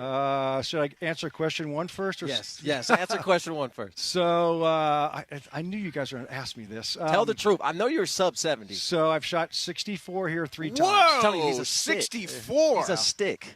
That's crazy. It's not fun. No. Let me put this in perspective for people. Like, I think I'm okay at golf. Like, I like a 12 handicap, so I'm like 82 to 87 on any given day. When I'm putting a bird putt and the best player on the premises says, "Hey, get out the way," as I'm on the green, and then drives the ball from the chips and puts the ball 5 feet away from me and says, "Hey, pick that up for me," it makes yourself feel real small when you're headed to the par 5 at 11. Well, what's your best score here? Be legit. My best score, legit, playing with Carlisle. You know, Carlisle does not let me do any funny business. If I even look at my ball long enough, 2-stroke penalty. That's the type of guy he is. My best score here is 85. That's great. That's very good. Here, I will take it. Yeah, that's great. Yes. This golf course is not easy. It's not. You got to get some knowledge when you come out to play the golf course, and it's beautiful as everybody sees. It's a bucket list golf course for a lot of people, and some others get to play a little bit more than others, but they just jump right here. The second part of the question was how many holes in one? Yeah. Second, I've had 5 hole-in-ones. 5 holes in one? Yep. And my last one was actually here. 7? No, number 3. 7's a par 4. But I've come close. Which one is par 8? Number 8. Yeah, number 8. Number 8. Yeah, I would totally lose my mind if I was able to hit I get my butt kicked on 3 all the time. That green is diabolical. You can hit the left side and your ball's going this way every time. Yeah. Every time. Well, listen, we appreciate you stopping by, man. Thank you so much for coming in. Thanks so much for having us here. The golf course is beautiful. The resort is beautiful. We've had a terrific time, and thank you very much. You're quite welcome. Thanks for having me. All right. There is Scott Mallory, who's the golf pro here, Journey at Pechanga. Thanks, man. Appreciate it, man. All right, so coming up is Game of Games, but first. Yeah, let's talk more about the game last night. Yeah, so. Is there a way? How do you rebuild if you're the Lakers? Because you had a perfect game plan, seemingly, to take out the best player on this other team, and they failed to be able to show up on their end. It felt like it was kind of like a 50-50 game, like a one-sided game. So if you're JJ Redick, how do you get them to play 100%? Well, first of all, I think they are playing. They're playing very hard. I'm not questioning that part of it. The game plan did work to a degree. I mean, Shea only scored 18 points. They sent everybody at him, but like he said, if there are multiple bodies coming at me, there are multiple guys open, and their role players just hit shots. Whether it's A.J. Mitchell or Alex Caruso, Isaiah Joe, Jared McCain, they're all knocking down shots. If they are not having a good shooting night, let's say last night, if they had not had a good shooting night and Austin Reaves would have made a couple, we had a shot to win the game. It would be a different game. I think you put the sound in from Stephen A., and he kind of gave this analogy of a boxing match between the Lakers and the Thunder. Brian, can you hit it? Last night was the equivalent of, y'all, you're in the ring with a dude that is just walking to you, and he's stalking you, and you can't hurt him. They know it. There's nothing that you can do. I want you to imagine yourself in any kind of fight where somebody is literally walking you down, just walking to you. And no matter how many punches you throw at them, you can hit them with a jab, you can hit them with a hook, you can hit them with a haymaker. It doesn't matter. They're just looking at you, and they keep coming. That was the Oklahoma City Thunder last night. They were just walking the Lakers down no matter what the Lakers did. At no time did you ever doubt what the outcome would be. I agree. Watching that. Now, you thought they had a little run in them early. I just never got the sense that they were going to win that basketball game. I'm sorry, I texted something. That's all right. But no. It felt like, I know Travis has showed this, said this a lot, where it's like it was a Mike Tyson fight, where Mike Tyson threw every haymaker he could at this person, and then the guy was like, all right, is that all you got? And here we go. The way that Stephen A. Smith was describing this game, it felt like it was Michael Myers. It felt like it was that's actually Michael Myers. Very you good. can get you can try to punch him, you can try to stab him, you can try to get a chainsaw, but Michael Myers is still going to walk towards you at a slow pace. You can't kill the boogeyman. It is Michael Myers like. Yeah. I did think that they could have a chance, that they could have kept it close, but it was unfortunate. Their defense is incredible to watch. I mean, they're physical. Reggie Miller called them a pack of angry dogs last night, which is a really good way to describe it. It's hard to get anything going against those guys because they are so locked down. Young legs, long, big wingspans. I mean, really tough. Get into every passing lane, dive after the ball, all that stuff. I mean, their defense is really hard to match. They're just young, and when a team can score 20 points off of just grabbing a board and going, that's a problem. And with the Lakers, they don't have the ability to continuously get back on defense and play good defense. Right. This is why they need to slow down all of these offensive possessions, because when you have a quick offensive possession that you just got down on that side of the floor and it's a quick miss, that means it's a quick possession on the other side. Right. They were getting a lot of turnovers, like you've mentioned, but then they turned the ball right back over. They were not capitalizing on these turnovers. I want to say the Thunder had like 18 points off of turnovers, off of the Lakers' turnovers. Yep. And I didn't have the stat I of think how the many Lakers had 10 off their turnovers. When it's just like, that's where you convert. Right. You have to stick for the analogy of killing the boogeyman, you have to stick the wooden stake into the heart of Michael Myers in order to kill him. Yes. You have to do that. And he's still coming back for the next movie. He'll be back. That's the He'll Thunder be back coming tomorrow back night. every year. But in some movies, Michael Myers seems to die. Exactly. That's what exit for the Thunder would be. He's OP. They overpowered Michael Myers. Like, he's way too resilient to things. You think so? That's just. But is that not one of the great scenes? How do you get rid of him? That's one of the scariest scenes in the history of film. Was when he pops up in Halloween. After she says you can't kill the boogeyman, Michael Myers sits up. It's like, damn. Yeah. Scary moment. Why don't we just send him on a spaceship? I think that's been launch done. him on NASA to space. How could he come back? That's been done. Freddy Krueger fought Michael Myers. Is that not true? No, I thought you fought Jason Voorhees. Oh, Jason Voorhees. Yes. You're right, Jason. You're going down. He's another one. This is another one. Unless you drown him, he turns into a baby. Turns into a little baby. All right, so we've covered the horror aspect of the day. Yeah. Yeah, I think we're ready for Game of Games. Are you? Are you ready? Yeah, I think we're ready for Whose Game of game? Games. It's my game. Ah, nice. It's gonna be fun. Okay, cool. Game of Games is coming up next. Again, we are live at Pechanga Resort Casino. Absolutely beautiful out here. Had a great night at the Cantina last night. Lots of margaritas flowed. It was terrific, and had a great time at the Pechanga Charity Golf Tournament. Game of Games is next. Mason and Ireland. Sue in for John. 710 ESPN. And make Mother's Day special this year with over 270 proteins under $10 per pound and 80 plus under $5 per pound. I'm talking deals, people. Wild Fork has a zero-waste model on their blast freezing, eliminates 15 to 20% spoilage costs that are built into your everyday traditional grocery store prices. So you know it's fresh instead of that fake stuff that's left out on display. I'll let you in on a little secret, too. These deals are year-round, price low, 365 24/7. No coupons, no promos, just great value. I mean, who's doing it better? Wild Fork is bulk buying savings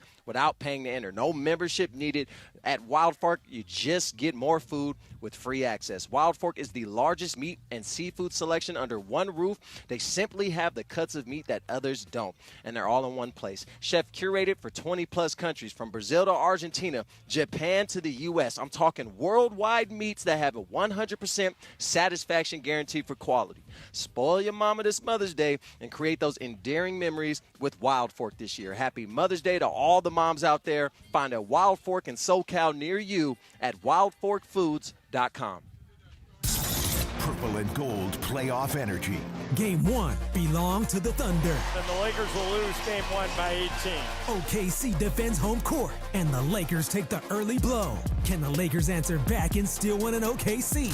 Game 2, same floor, same teams, and a chance to respond. Coverage begins tomorrow at 5 p.m. The Lakers postseason push happens right here on 710 ESPN and the ESPN LA app.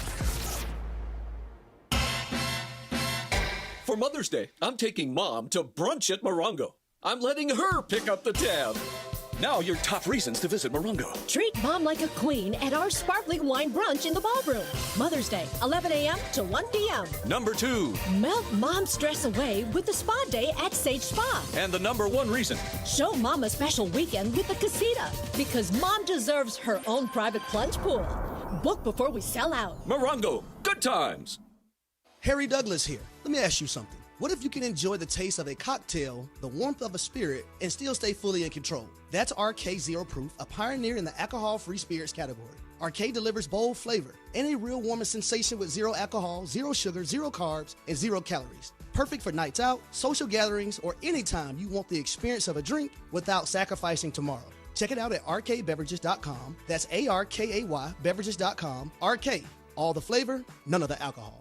Hey, it's Rich Eisen for Pella Windows and Doors. Sometimes teams take a timeout to regroup and call the right play. When it comes to your home, Pella Windows and Doors always has the winning game plan. They're not just window and door experts. They're experts at taking care of you and your home. At Pella, they find the products that meet your needs and their experts install them. They do it every day, and that's why your neighbors trust them. Discover why Pella is a trusted choice for homeowners everywhere. Visit Pella.com/Eisen today. That's Pella.com/Eisen. And it is time on Mason and Ireland for the final segment. The final segment of the show, always Game of Games time, presented by the one and only Jacob Emrani. Call Jacob. CallJacob.com. And yes, that new telephone number, 800-345-6789. 800-345-6789. Hi, this is Jacob Emrani. Game of Games made possible by the law offices of Jacob Emrani. Let's do it. Game of Games time on Mason and Ireland. Take it away, Mace. All right, here we go. It is Game of Games time. We welcome to the show the great Samboni. You know him as he's Sam Batesh, of course, does all our King stuff. Great to see you holding everything together here, Sam. Well, yes, and Mace, great to see you truly holding it together yesterday. I know that the moniker on you is that you run in the case of danger, but now we have it at least forever stamped that you stuck it out. I saved the day. Yes, People you did. can change. Yes, exactly. All right, it is Emily Hebel's game today. Emily, what's our score right now? Our score so far this month, we've got John with a win, Mace with the win, and myself with the win. So here we go. All right. It's going to be on, I saw a list of the highest grossing directors of all time. Okay. I'm going to ask you to say which of these two movies that they made more money. Okay, got it. And it's total gross, including Worldwide. international, domestic, worldwide gross, okay? So number 10 on the list was J.J. Abrams. You may know him for doing a lot of the Star Wars movies, specifically the sequels.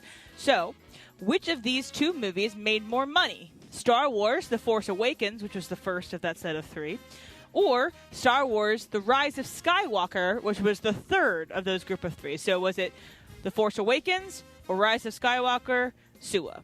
Skywalker. And Sam? I would say Skywalker.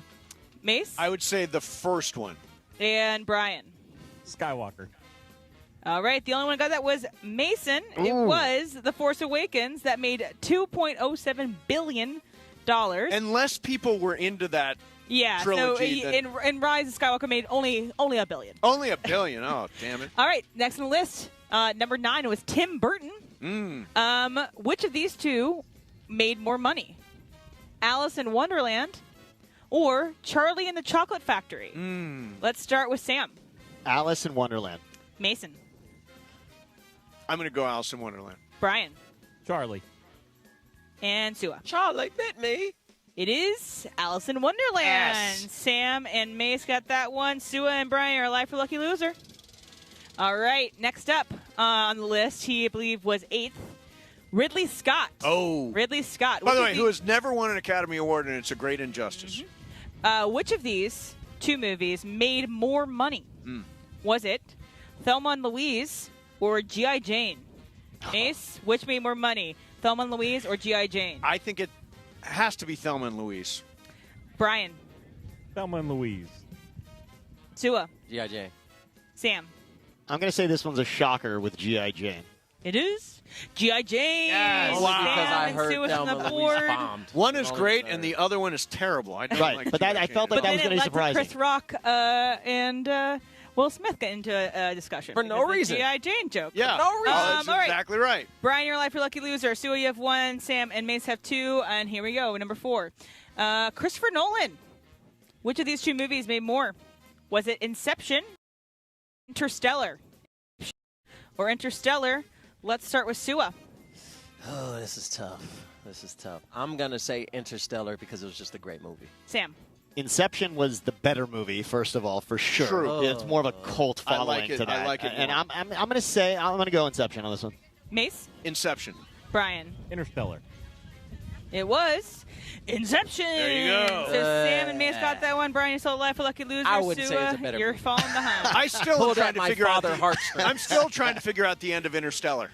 All right, we Yeah. got 6 left, and I'm going to start with our leaders now. Okay. So next up is David Yates, and you might not recognize his name right off the top, but he directed the last 5 Harry Potter movies. Oh, okay. So that's why he's on this That's list. big, yeah. So which of these, and they're both Harry Potter movies, which of these Harry Potter movies made more? And I'm going to clarify the order of them because I don't think you guys are Harry Potter nerds. But Nope.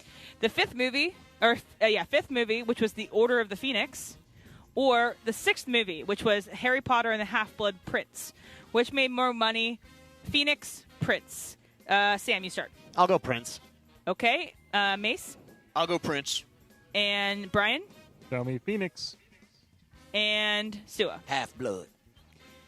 I'm sorry, Brian. It is Phoenix. Oh! It did make Okay, slightly more money than the Half-Blood Prince. The Half-Blood Prince had kind of a different storyline, which is probably why it did it. Okay.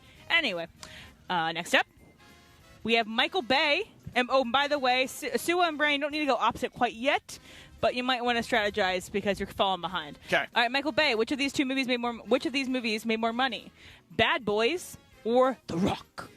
Bad Boys or The Rock? Mace, you start. They are both fun movies. I am going to say Bad Boys. Okay. Sam? I'm also with Bad Boys. Brian? Bad Boys. And Sua. I'm going to go the opposite of Brian. So you're going to The Rock? Yes. And you're glad you did. It is Oh, The it's The Rock. The All Rock right. made Okay. more money. It actually almost doubled the amount Learn of how money. to play Bad your Boys cards, Mike. made 141 million, and The Rock made 335 Wow. million. Okay. So, So- here's the scoring update. We got Mace with 3, Sam with 3, Sua 2, Brian 1. Wow, got a Brian, game. you're still alive, but you are falling behind. What we didn't Okay. have last night. True. So next up is Peter Jackson. He made all those movies in the middle Lord of the Rings, right? Yes. So, Peter Jackson, which of these 2 movies made more money? Lord of the Rings 2 Towers, which is the second of the Lord of the Rings trilogy, or Hobbit, An Unexpected Journey, which was the first of the Hobbit movies? Sam, you're first. So, Hobbit or Lord of the Rings? I'd have to imagine Lord of the Rings. How Okay. could it not be? Sam? Mace. Agreed, Lord of the Rings. Sua. Hobbit. Ooh. Brian. Hobbit. Hobbit it is. Oh, no! Right Only now. because I tied it up. remember Brian, it went you viral are on Twitter. one And people behind. were like, "How are this many yeah, people so- into the okay. Hobbit movie?" The thing is, No, I don't really it get was it the either. first of a long break of going to Middle Earth and it makes more money because it's made more. They recently. put their ears okay. and the feet on for that. Yeah. All right. So we got 3 left. It's a close race. Mace, Sam, and Sua all have the same amount. Brian, Wow. you're one behind. Wow. I'm going to start Okay, with Sua everybody's this in it. time. So the Russo brothers made a lot of those Avengers movies, Sure. but I'm not listing any of them here. Uh, So, of the Russo brothers movies, which made more money? You, Me, and Dupree, or The Gray Man? You, Me, and Dupree, or The Gray Man? Sua. You, me, and Dupree. Okay, and Sam, Gray Man. and Mason, you, me, and Dupree. and Brian. You, me, and Dupree. It's a trick question because it is You, Me, and Dupree because The Gray Man was only on Netflix. Oh! So everybody Okay. with Sam gets I'm that storming one. back. Trickery. Sua, this is nice. Storming back. All right, Sue and Mace had the lead with 4. Sam and Brian have 3. We have 2 left, okay? I'm going to have Mace, you start this one. Okay. So James Cameron has the second most earning of all time of any director.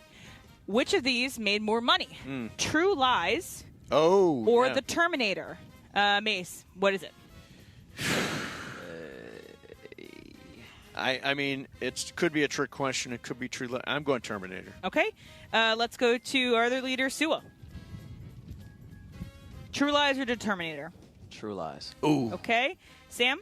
I'm going to go True Lies with recency. And Brian? Terminator.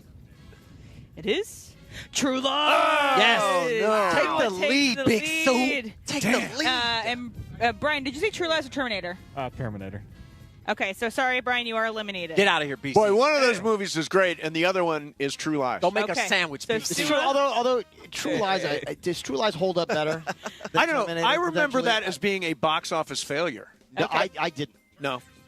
Terminator All told right, the future. We All have right. our final one. Yep. It is the highest-grossing director of all time, and that director is Steven Spielberg. Nice. And so, Sue, you're going to get the question first, and then Sam and Macy to go opposite, but there's going to be 3 options for this one. Okay, 3 options. 3 options. Steven Spielberg, which of these made the least amount of money? Switching it up. Least amount Okay. of money. Hook, The Terminal, or Lincoln? Lincoln. Okay. And let's go with Mason. Okay, so I got to go Hook or Terminal. I'm going to try. I hate this movie. I'll try The Terminal. And Sam. I remember Terminal getting a lot of bad press. No, it's just he's wandering through an airport. But you can only choose Hook or Terminal. Oh, Yeah, you okay, have yeah. to choose Hook or Terminal. So Terminal. Okay. You're glad you did. We're all we're all tied It is Terminal. Lincoln made $321 million. Terminal made $219 million. But I won't tell you how much Hook made because that is our final. Oh, how much did Hook What make? is the gross of the movie Hook Worldwide. worldwide? And when you have a number, let me know, and then we can go from there. Don't tell me what it is, though. Okay. All right. Sue, you got a number? Yeah. Okay, Sue, what's your number? $730 million. Okay, 730 for Sua and Sam. God, Peter Pan. Levi will be disappointed if I don't get this. $250 million. 250 for Sam and Mason. I'm going to go lower. $142 million. Well, we have a winner.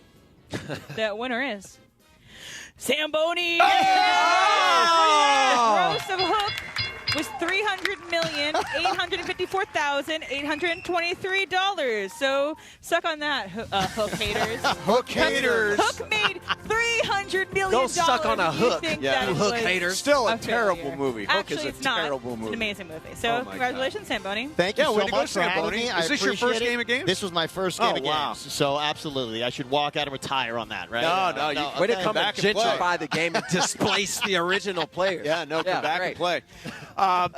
Thanks very much, Sam. Thank you, Em. Great game.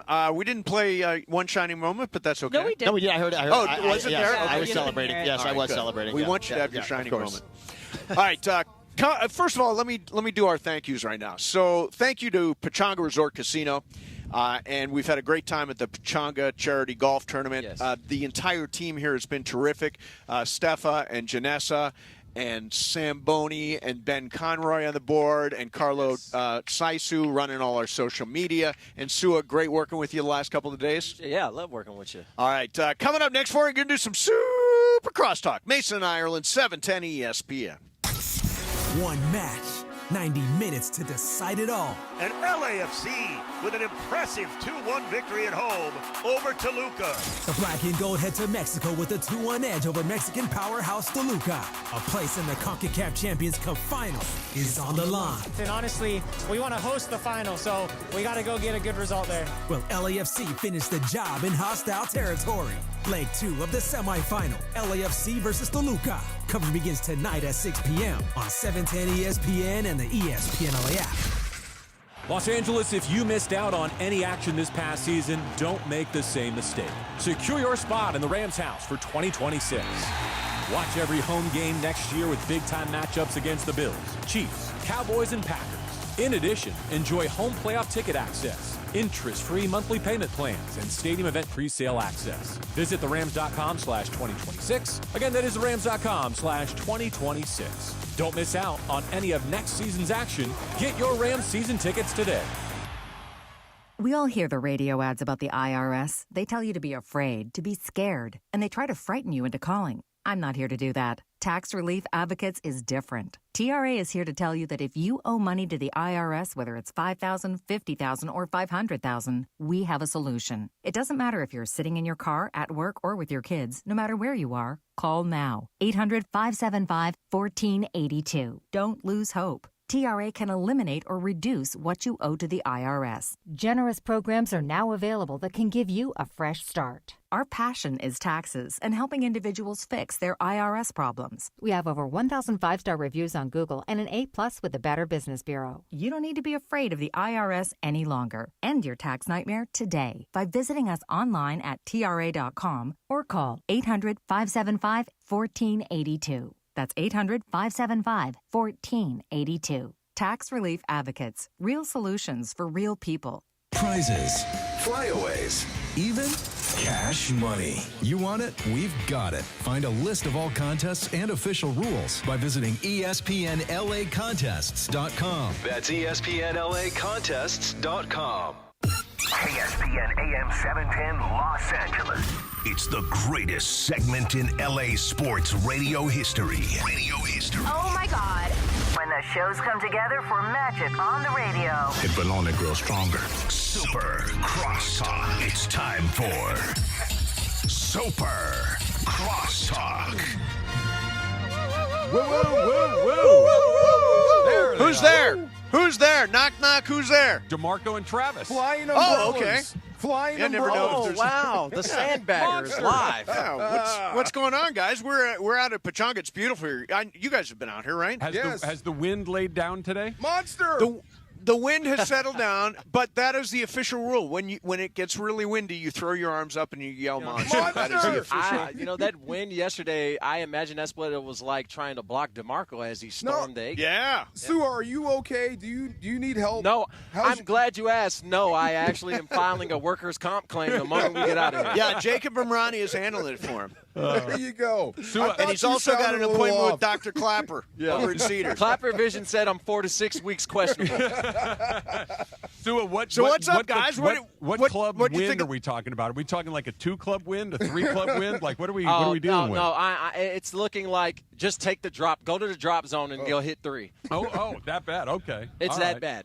All Trav, we just talked to the pro here. He said 5 holes in one. Have you ever had a hole in one? I have not. And truth be told, for as much golf as I've played, and I'm not a beginner. I don't stink. So you would think that just the law of averages at some point would have given me one. Not only have I not gotten one, Mace, I haven't even really come close. Wow. Like the closest. Really? No, maybe 2 feet is as close as I've ever gotten to. I find it hard to believe he hasn't got one because Travis is like an excellent golfer. So it's 0 for 2 against Sua. You don't consider 2 feet close? It is close, but it's not close to going in the hole. It's not like it was hanging on the lip. If I get it 2 feet from the hole, I'm telling people that is a hole in one. I have a hole and a half. Yeah. Sua, do you By the have way, one? I have a hole and a half. Speaking of not close, last night, game 1. Yeah. The Lakers and OKC. I tried to make a clever transition there. What was your guys' takeaway from that game? Well, I think we saw what we were afraid we were going to see is the short answer. They are terribly undergunned. They need a lot of things to go their way. They have a virtual 0 margin of error. They're going to need their opponent to give them a few things along the way, and almost none of those things happened yesterday. And their second best guy, at least on this team, was dreadful last night. So, it was. I thought they played hard. I actually thought the Lakers played okay. They're just not nearly good enough. Yeah, they were just kind of overwhelmed. Yeah. Especially by that defense. I mean, Austin Reaves had a terrible shooting night, but on top of that, he looked uncomfortable all night long. He did. He was rattled, I think, by the OKC defense, and I think that was part of the problem. I mean, if you want to be competitive tomorrow night, Austin Reaves has to shoot better. Luke Kennard has to do something. Marcus Smart has to shoot. Rui has to do what he did last night. I mean, they need, Travis, you pointed out, they need to do a lot of things right. One of the things they did do right last night was they threw everybody they had at Shea. Mm-hmm. And Shea had his quietest night of the year. Most turnovers, 7. Fewest points, 18. So they did do that part of it right, DeMarco. Oh, no doubt. The only thing I was thinking about was how good OKC really is. they come at you, and they played 12 guys last night in the playoffs. Yep. You don't see that. So it's obvious the Lakers don't have enough. Like you said, undergunned. I think that's the best way to describe what's happening. But the biggest disappointment for me was definitely Austin Reaves. Here's a guy that's, facing the offseason of his life, and I think the Lakers have a decision to make, or at least... You think so? At least reconsider your decision if this continues. If he doesn't improve, if this goes on for the next 3 to 4 games and he's getting absolutely killed on the defensive end too, and you're not scoring, wouldn't you reconsider what you're planning in the offseason for him? I strongly believe that this decision is made and Austin Reaves will be a Laker next year. And I think it's easy today, the day after he goes 3 for 16, to say, don't give him the bag, don't give him the money. It really is just one game against the best team in the league. And is it fair to judge a guy based on one game against the best team in the league? Well, kind of, and not just one game. I said if this continues and they sweep you, and it gets worse from here, and he never improves. But you're paying him money to help you beat teams like OKC, and he's proven that he can't. Wouldn't that make you reconsider at least a little? Yeah, I mean, there's the possibility of a sign and trade. Trav, what's your faith level in Austin Reaves? Do you think he's going to be here next year? Do you think he should be here next year? Okay, I'm glad you asked it like that. I think that it's a virtual deadlock cinch that he's back, and for as much money as they can give him. I think the should is a much more complicated answer. I think that DeMarco and I are going to spend a lot of time on that today, because I think that there's a case to be made that, yes, you can feel pretty good about it, but I think that, in light of what we saw last night, and this is not the first time we've seen him struggle in the playoffs. If it does continue through the rest of this series, I think it's even more data points along the way. But what felt like a great decision or a potential decision, call it 5, 6, 7 weeks ago, feels, I don't want to say worse, but it certainly feels different than it did when they were all playing together. And I think that's the part that they need to reconsider. And kind of going back to what you said a second ago, Mace, about how they got that part of it right. Like, they did a good job against Shea. They did, he didn't get to the line. He turned the ball over, all of the sorts of things. And they still lost by nearly 20 points. That's the part that's really sobering, that they did a very good job against Shea. They did play, I thought, reasonably well, all things being considered. And there was never a moment in that game where I thought they were going to win. They still lost by nearly 20 points. And to DeMarco's point, even when they had their 10th, 11th, 12th guy on the court, you still felt like those guys are way better than the third and fourth guy that the Lakers have had on the court. By the way, you're right. I mean, honestly, I talked to Ireland earlier today. We talked to John, and I asked him, I said, would the 11th best player on OKC, let's say it's Jared McCain, be a starter for the Lakers? Yes. Yeah. I mean, these players, when these guys come off the bench, they're all guys that would fit into a really good Lakers rotation. And I hear everybody say, okay, bring back Austin. Make sure you keep Ayton. Make sure you bring back Smart. If you do bring back Luke Kennard, if you do those things, you're kind of exactly who you are now. And I don't see how you get better if you bring back that exact crew from this year. I think that's the question. I think that's and that includes LeBron, it includes Reaves, it includes just right on down the line. Almost everybody but Luka, I think, has some sort of question mark next to him. And the gap between those two teams, and you could make the argument, I don't know how strong of an argument it may be, but that with Luka, the gap shrinks, but we've seen him with Luka, and they got blasted with Luka on the court a couple of times. So I don't know if the gap really is any different than what we actually saw last night, even with Luka. Maybe marginally better, but I don't think that it's all of a sudden it's a coin toss, and that's the part that's really so. Let me throw one more thing out there real quick. The other thing that jumped out was the only guy that was in a Laker uniform that deserved to be on the floor with them was LeBron. LeBron really stood out. LeBron played his butt off. LeBron is unbelievable, and I bet he's winning some haters over. But it really does. How this series goes, and we talked about this earlier, if it keeps going and LeBron keeps giving you what he's giving you, and you get to the offseason, and didn't Wendy say you have to deal with LeBron first? Okay, so you ask LeBron, who's playing out of his mind at 41, to take a pay cut. And in the same breath, you give Austin Reaves a raise? That doesn't make sense. Well, but here's the thing. I think LeBron, at this stage in his career, likes playing for the Lakers. wants to stay in L.A. and is willing to take less in order to put a better team around him. I don't think he's willing to take less for you to pay Reaves. I think LeBron will take less if you show him you have a plan to bring in this player right here instead of these two guys. If you take $25 million instead of the $52, we can take that $32 and bring two guys in that for sure work. I think LeBron will take less than. But if you're telling the GOAT who's playing better than Reaves, who you're only paying because of youth at this point, because it's not because of performance from what we've seen. Well, I mean, it's a game. I just don't think you give. I don't think you give Reaves. It's a game. I would. Earlier today we had McMenamin on, and Sue had just came right out and said, "Do you think Austin should get paid?" Now Dave can't really give an answer to that question because he reports on the team. But what do you guys think? Should he get paid? Man, I'm on the fence, and this is the thing. I told the guys here, Travis, when he came in, if this was your first impression of Austin Reaves, the first time you saw him play, you'd be like, are you out of your mind? You want to pay this guy that much money? But if you look at it in aggregate, he's earned it. He's earned a raise. Now, how far do you want to commit? To me, depends on what you do from here on out. Look, even if you lose the series, you've got to prove – you got to help me prove to other people you're worth this money. It might not be fair, but I view paying Austin Reaves like how I viewed – Golden State paying Jordan Poole. A bunch of games that were exciting, fun. You see the glances of, this could be the next splash, brother. But when it came down to him being the guy, he fades away. And the Wizards regret taking on that contract. As you see, he's no longer on that team. I feel that Reaves has not – yes, he's had moments, but he has not done anything close to demanding $200 million. He is their second leading scorer. But that's just because there's not a lot of options on the team. Right. I mean, yeah, it's very interesting to think about. Would Reaves be the number 2 scorer on OKC? So no. I love what you said, Sue. I think that's absolutely fascinating. Now, do I think Reaves is a better player than Poole? I do, but I think that the comparison is pretty good. And I asked the question to the guys when we were in here. I guess it was on Monday.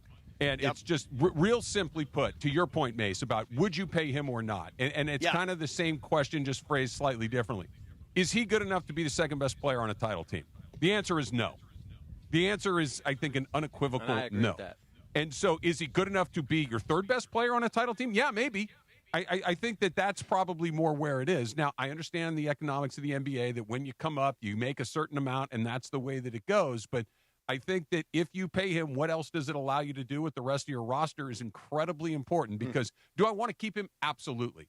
Do I think that he's a valuable player? Absolutely. But if I'm tied up in a huge amount of money for a guy that is making it fairly clear that can he be the second best guy? And the answer is probably he's like a 2.5 as opposed to a second best. He's like somewhere between a 2 and a 3. You can get into some weird stuff all of a sudden because you're going to be kind of boxed in with what you can do with the rest of your roster. Did the wind get him?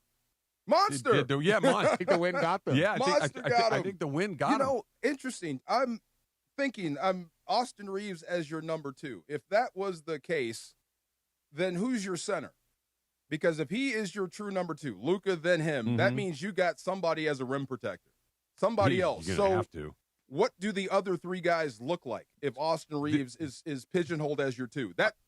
I'm curious about that. I think you're asking the right question. Yeah. I think that's exactly right. Like, it's like any other sport. I can be less than perfect in some places, but if I'm going to be less than perfect here, I got to be a little better over here. And hopefully those two things kind of bring us on average up to a championship level team. But if I'm deficient on perimeter defense and I don't have rim protection, now what? True. Right. So I'm kind of with you. I think it's a really interesting place that they find themselves in. Now, like you said, he can really kind of mitigate some of this by going out and playing. He doesn't have to go out there and drop 40 on their heads. I get it. OKC's really good, but another couple of those, and we're in a totally different conversation. Did you guys catch the body language, or was it just me when they were going at Reaves? Oh, yeah. was that message being sent? It sure was it? felt like it was one. loud and clear to me. I was picking up on it too. Like, this is your boy. Yeah. Watch this. It was. Yeah. It was pretty interesting. All right, the guys. The win got him officially. Yeah, they did. Monster got him. Monster ate him. Monster. So funny. Yeah. All right. Watch out for Sua now. Yeah. Concussed. You see what Sua keeps doing though? Yes. Every time we talk to Sua tries to hype my golf game up a little bit, and he always just blows past the fact that he's beat me both times that we've played. That kills you, doesn't it? It absolutely. DeMarco, look in my eyes. Yeah, I hate it. He knows that. I hate it. He knows that. But he's just brazenly lying to the audience that it's just like because he's driving you crazy. Yes, it is. And he gets you back out to play with him. I like playing golf with Sua, Yeah. but Sua needs to understand the second I beat him, if that ever happens, and that's an if, that's it. I'm leaving on a 1-game winning streak. No, he knows that, but he likes this Travis. That's why he's doing it. I like it a little less. All right, we'll get the show started. That was Super Crosstalk. That's coming up next. And it is the 15-minute mark right here on 710 ESPN, on the all-new ESPN LA app, and on YouTube.